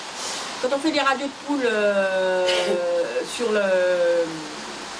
les ailes et qu'on compare les pattes, on se rend compte que les os sont transparents à la radio. On a l'impression que des poumons. Parce que comme en plus, ils sont avec des trous pour la respiration, ils sont alvéolaires, on a l'impression qu'il n'y a pas de basse. Elles sont tout le temps en ostéoporose. Et alors malheureusement quand ça passe sur les pattes, elles ne se tiennent plus. Donc vaut mieux quand même donner des extrudés à ces poules. C'est pas une drogue qui booste la ponte, c'est juste que comme on répond bien aux besoins, elle continue à pondre sans se carencer. Puis si elle doit plus pondre, elle ne pondra plus. Hein. Donc en fait, un œuf, c'est 6 grammes de calcium. 6 grammes de calcium, je ne sais pas comment vous faites pour les manger quand vous êtes une poule, pour les trouver. Quoi. Et donc c'est quand même compliqué. Quand vous voulez supplémenter en calcium, il faut choisir un calcium spécifique qui est vraiment... c'est pas les compléments qu'on trouve facilement pour les chats ou les chiens. Et on dit souvent coquille d'huître et coquille d'œuf. On redonne la coquille d'œuf. Il faut savoir que si on redonne une coquille d'œuf pas bouillie, c'est du calcium qui n'est pas assimilable pour la poule. C'est pour ça que je vous disais tout à l'heure, dans tous les cas, faites des œufs durs quand vous voulez les redonner à vos poules, parce que déjà ça élimine les parasites. Le jaune, il est beaucoup plus digestible, parce que le jaune c'est quand même très lipidique pour la poule. Et en plus, si vous pilez les coquilles, ça va devenir du calcium réutilisable pour la poule, alors que si vous ne le donnez pas cuit, il ne sera pas réutilisable. Alors après, si vous voulez supplémenter, vous avez la chance d'avoir un jardin où ça pousse pas mal, et pas supplémenter en calcium hydrosoluble, type qu'on peut trouver dans les magasins. Les plantes les plus calciques, c'est grande ortie, prêle, luzerne. On a aussi la salade, la roquette, des figues. Les lentilles? Non. Les lentilles? Non, ça c'est protéinique. Voilà. Alors, ensuite, on a les problèmes de reproduction.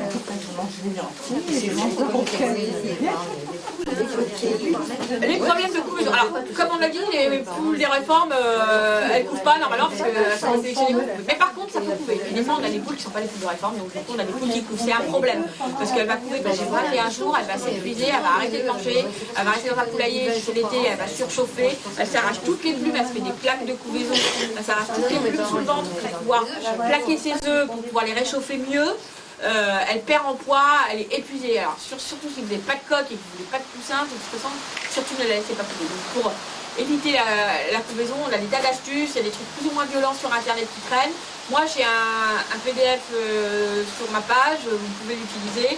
On peut mettre des hormones type Galastop qu'on donne aux chiennes ou chats qui font des grossesses nerveuses. Donc on donne des hormones qui permettent de stopper cet état complètement je sais pas comment on dit, elle plane la poule, elle est pardon, stratosphérique, voilà, elle est dans un autre monde, hein. Quand on la touche elle hurle, quand on la pose elle met 10 minutes à se réveiller, donc il ne faut pas la laisser comme ça. Donc le Galastop ça peut stopper. Bon, bien sûr, il ne faut pas la laisser couver non plus, il faut fermer le poulailler, etc. Mais c'est des états compliqués pour elle lui sortir de là. Hein. Mais la solution, c'est pas de lui mettre un œuf fécondé, hein. Ça sert à rien. La mue, donc maintenant, c'est une période compliquée pour la poule. à considérer que la combinaison c'est rare chez les réformés. Là, par contre, la mue, toutes les poules y ont droit, y compris les poules réformées. Seulement, elles vont faire leur première vraie mue, vu qu'elles sont sorties il y a 18 mois de l'éleveur, elles vont faire leur première vraie mue chez le particulier. Et là, ça va être chaud, parce que, en fait, le problème, c'est que si elles font une mue partielle, ça va. Si elles font une mue complète, alors là, c'est une source de une demande en protéines énorme. C'est pareil, si vous nourrissez que avec des graines vraies, elle va se retrouver en carence. Jamais vous aurez 18% de protéines. Donc, il faut supplémenter en verre de farine séchée, par exemple. Bon, après, il y a des gens qui disent vous donnez du boudin, vous donnez du steak haché, tout ça. Bon, moi, je suis pas pour. Par contre, donnez les extrudés, qui ont bien dit, vous prenez les extrudés qui ont le plus, à ce moment-là, spécifiquement, vous gardez l'étiquette, le taux de protéines le plus élevé, autour de 18%, on est déjà bien. C'est pas le taux de calcium à ce moment-là qui est le plus important, parce que pendant qu'elle mue, elle ne pondent plus. Normal, parce que le corps ne peut pas tout faire. Donc, vous donnez des extrudés, c'est très protéiné à 18%. Vous donnez des compléments type verre de farine et en grains, vous privilégiez les légumineuses qui sont très protéinées. Soja, pois, lentilles, pois chiches, voilà. Puis concassé si c'est du cru. Pois chiches cuits, bon, normalement, certaines poules sont difficiles, mais il y en a d'autres, ça va. L'hiver, par contre, pour les soutenir en poids et augmenter la graisse, vous donnez maïs, parce que pour la poule, c'est une source de graisse, tournesol, lin. Là, c'est après la mue, hop, vous augmentez le pourcentage lipidique des graines. Si vous avez le temps de faire tout ça, c'est bien, mais ça n'empêche qu'avec les extrudés, vous êtes sûr de ne pas carencer votre poule, ni en calcium, ni en protéines. C'est-à-dire ni pendant la ponte, ni pendant la mue, ni pendant l'hiver. Donc maintenant, c'est toujours intéressant quand même de changer un peu le type de graines, hein, parce que pour la poule, c'est intéressant aussi d'avoir plus de tournesol l'hiver. Ne mettez pas de tournesol au printemps. C'est fini, c'est plus le moment. Par contre, là, en novembre, donc, juste après la mue, vous commencez le tournesol. Pendant la mue, vous allez faire les légumineuses à bloc. Donc, pour faire ces... Ça, vous avez, pour faire ces petites pailles, en fait, ce sont des vaisseaux sanguins qu'on voit au début. Elles ont besoin d'énormément de protéines et particulièrement d'acides aminés, donc des acides aminés soufrés, lysine, méthionine. Donc c'est compliqué pour trouver les sources de tout ça. Donc, les extrudés sont bien pour ça. On a parfois un tiers de la masse corporelle quand même qui est renouvelée pendant cette période. Hein. Non, mais elle est surprise de l'éternuement, alors elle cherche. Des fois, il y a un tiers de la masse corporelle quand même qui est renouvelée, c'est épuisant pour le corps. C'est pour ça qu'elle ne tombe pas, il ne faut pas s'étonner. Et puis, il faut faire attention pendant cette période-là quand même. Hein. Voilà pour la mue, c'est vraiment une période clé quand même. Bien ta mère. Pardon? Je dis ta fille, elle trouve long, alors je dis va lui dire à ta mère. Voilà. On va quand même parler des parasites externes et après on a bien fini. Bon, j'en ai parlé, donc les poules malophages, ils vivent tout le temps sur la poule. Donc là, pour lutter contre les poules malophages, il faut d'abord les détecter. Donc le coussin là, on voit les nids et les œufs. Et puis surtout quand on prend la poule dans les bras, on en a plein sur les bras. Alors ça fait rien, sauf qu'on s'en rend compte déjà. Après, quand vous remuez la paille tous les jours aussi, vous en rendez compte. Donc à ce moment-là, il faut avoir vraiment un produit qui va les attaquer sur la poule, puisqu'ils vivent tout le temps sur la poule. Donc terre de diatomée pour le plus naturel, alimentaire, quand on met sur la poule, quand on met dans l'environnement, elle n'est pas obligée d'être alimentaire. Et ensuite, pour le plus fort, si on s'est vraiment pas aperçu tôt, Stronghold, chaton. Alors là, mangez pas les œufs, hein, enfin pas pour vos enfants en tout cas. Stronghold chaton, c'est rémanent pendant 3 semaines. Hein. Donc voilà, les conséquences qui vont avec, mais au moins, on n'a plus de parasites. Alors l'avantage du Stronghold, c'est qu'il fait à la fois les insectes, qui sont les poules malophages, et à la fois les acariens, qui sont les poules rouges. C'est pas pareil. Donc le Stronghold, c'est bien pour tout. Et la gale aussi. La gale du corps et la gale de la peau. Donc le Stronghold, c'est pas mal comme option. Savoir que les œufs sont plus consommables. Si on fait 2 tours de Stronghold, ça fait 2 mois. Et maintenant, ils font ici les tiques. Non, le Stronghold, oui, c'est les acariens, mais elles sont pas plus. L'ancienne, elle ne faisait pas, maintenant c'est... Oui, mais là, en l'occurrence, on n'en a jamais sur les poules. Et il n'y en a pas sur le poule qui Non, les tiques, non. Donc les peaux rouges, c'est différent des peaux gris. Ça peut facilement faire mourir des poules toute la cheptelle, parce que là, on a un gros stress physiologique, on a un gros stress physique aussi. Stress psychologique parce que, en fait, ils attaquent la nuit. Ils sont dans l'environnement, ils attaquent la nuit. Mais eux, ils mangent, ils piquent et ils pompent le sang. Alors que les poules malophages, ils se nourrissent des petites peaux mortes entre les plumes. Donc ça gratte, c'est quand même une source de stress. mais il n'y a pas de vraie piqûre. Tandis que la nuit, tous les poux rouges sortent, elles attaquent tous en même temps les poules elles ne veulent plus rentrer au nid. Souvent les gens ils me demandent pourquoi les poules elles ne veulent plus aller dormir au nid. Ben, regardez si vous n'avez pas des poux rouges, parce qu'en fait elles savent que ça vient de l'environnement l'attaque. Donc là, pareil, strongole. Là par contre, il faut tout mettre le poulailler au chalumeau, du frontline éventuellement dans le poulailler. Enfin, là, si vous avez des poux rouges, c'est dur à s'en débarrasser, mais c'est possible. Hein. Mais déjà, protégez vos poules en mettant du strongole, qu'elles ne soient plus débarrassées. Prenez un poulailler d'urgence éventuellement. Défaites bien votre poulailler, traitez bien, et après vous les ferez revenir sur le poulailler classique. Quoi. Alors, ça, c'est pas une poule qui va pas bien, c'est une poule qui va très très bien. Elle prend son bain de terre qui sert à justement emprisonner les poux gris, les poux malophages quoi. Et vous pouvez rajouter dans les trous, il faudra faire des trous quand vous avez un enclos fixe et qu'elles n'ont pas accès à l'extérieur, vous faites des trous, vous mettez de la cendre. Si vous utilisez du bois sain et pas d'agrafe, tout ça, des gagettes, et pas de produits, vous rajoutez de la cendre dans la terre, ça étouffe bien les parasites, ou vous rajoutez la poudre de la terre de diatomée dans les trous où elles font leur bain. Ouais, alors, juste pour la terre de diatomée, attention, ça tue vraiment tous les insectes, c'est-à-dire que même les bons, c'est-à-dire... ouais, bah, enfin, dans les trous comme ça... ouais, non, mais il ne faut pas utiliser la terre de diatomée, faire très attention à l'utilisation de la terre de diatomée. Ça tue que les insectes qui sont en contact avec la... C'est mécanique la terre de diatomée, ce n'est pas un produit chimique. Mais ce que je veux dire, c'est que... Il n'y a pas beaucoup d'insectes qui vont dans les trous de poule quand même. Hein. Non, mais il faut quand même... Et il n'y a pas beaucoup d'insectes qui doivent aller dans le poulailler.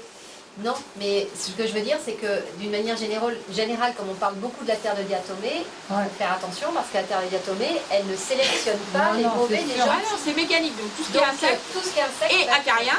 C'est sûr que s'il y a des coccinelles, c'est fichu pour elles. Par exemple. Oui, mais les coccinelles qui sont dans les trous de poule ou dans les poulaillers, bon, par contre, ça marche bien pour les Donc des mouches, généralement. Les fourmis. Les fourmis, voilà. Mais en tout cas, si vous l'utilisez dans le cadre d'un poulailler, il n'y a aucun problème d'utiliser la termineuse. On est sur des endroits où il ne va pas y avoir d'insectes. Donc là, c'est le top pour la poule. Hein. Vous direz qu'elle est malade, c'est pas ça. Donc, pour les parasites externes, on va quand même faire 2 secondes sur la gale. Bon, bah, la gale, c'est un parasite aussi. Donc elle peut se mettre ou dans les plumes ou sur la peau et les écailles. Dans ce cas-là, sur la peau et les écailles, on peut mettre tout ce qui est corps gras et huile de cade au pinceau 1 fois par semaine. Mais par contre, si c'est sur la face, vaut mieux éviter. Et pour la gale du corps, on dit la gale du corps, c'est la gale des plumes, pardon. Ben là, on peut pas mettre. Il y a des gens qui l'ont fait, de l'huile de cade sur les plumes, mais non, ça va être trop fort. La poule va s'intoxiquer. Donc là, bah, on se retrouve à mettre du strongole aussi, bah, ce qui est le plus efficace. On est sur des produits forts, hein, mais c'est des problèmes compliqués. Hein, les gales et les poux rouges. Donc, les papates maintenant.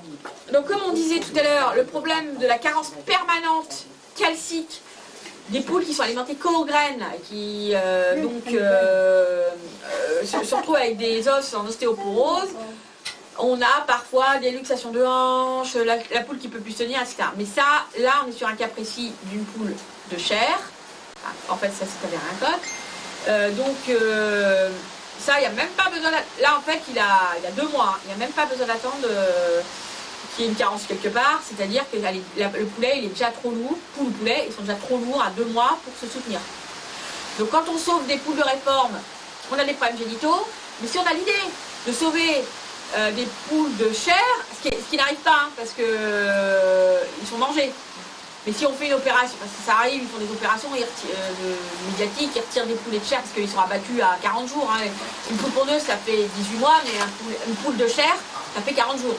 Au bout de 40 jours, ils ne tiennent plus.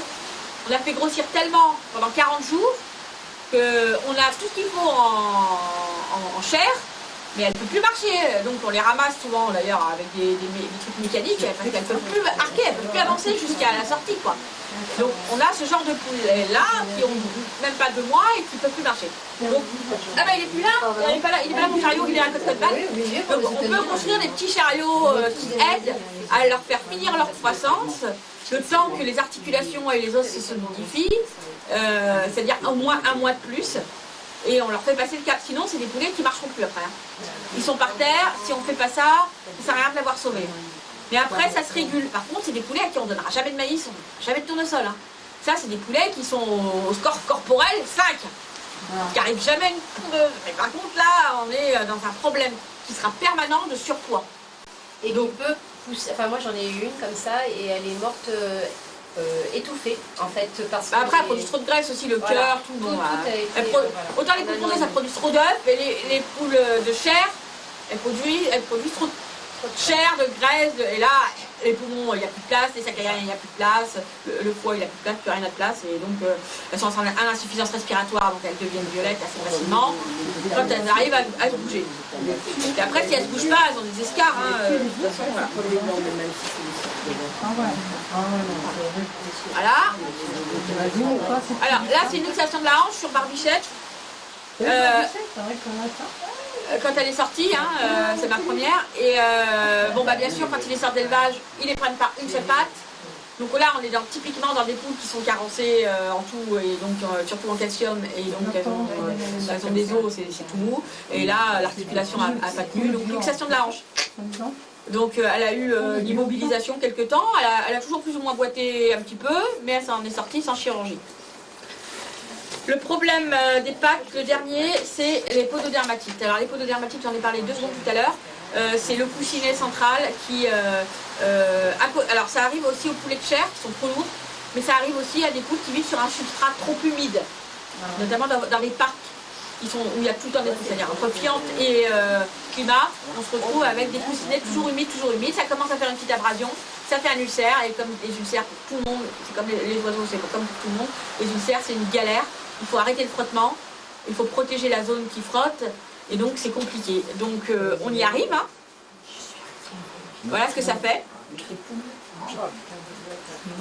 Ah bon, à ce stade-là, on est déjà en galère, hein, bien. Alors on fait des petites choses comme ça. C'est-à-dire on fait des petits coussins où on change l'appui. Au lieu de s'appuyer sur l'ulcère, il s'appuie sur les autres parties de la patte, et l'ulcère on le laisse dans le trou.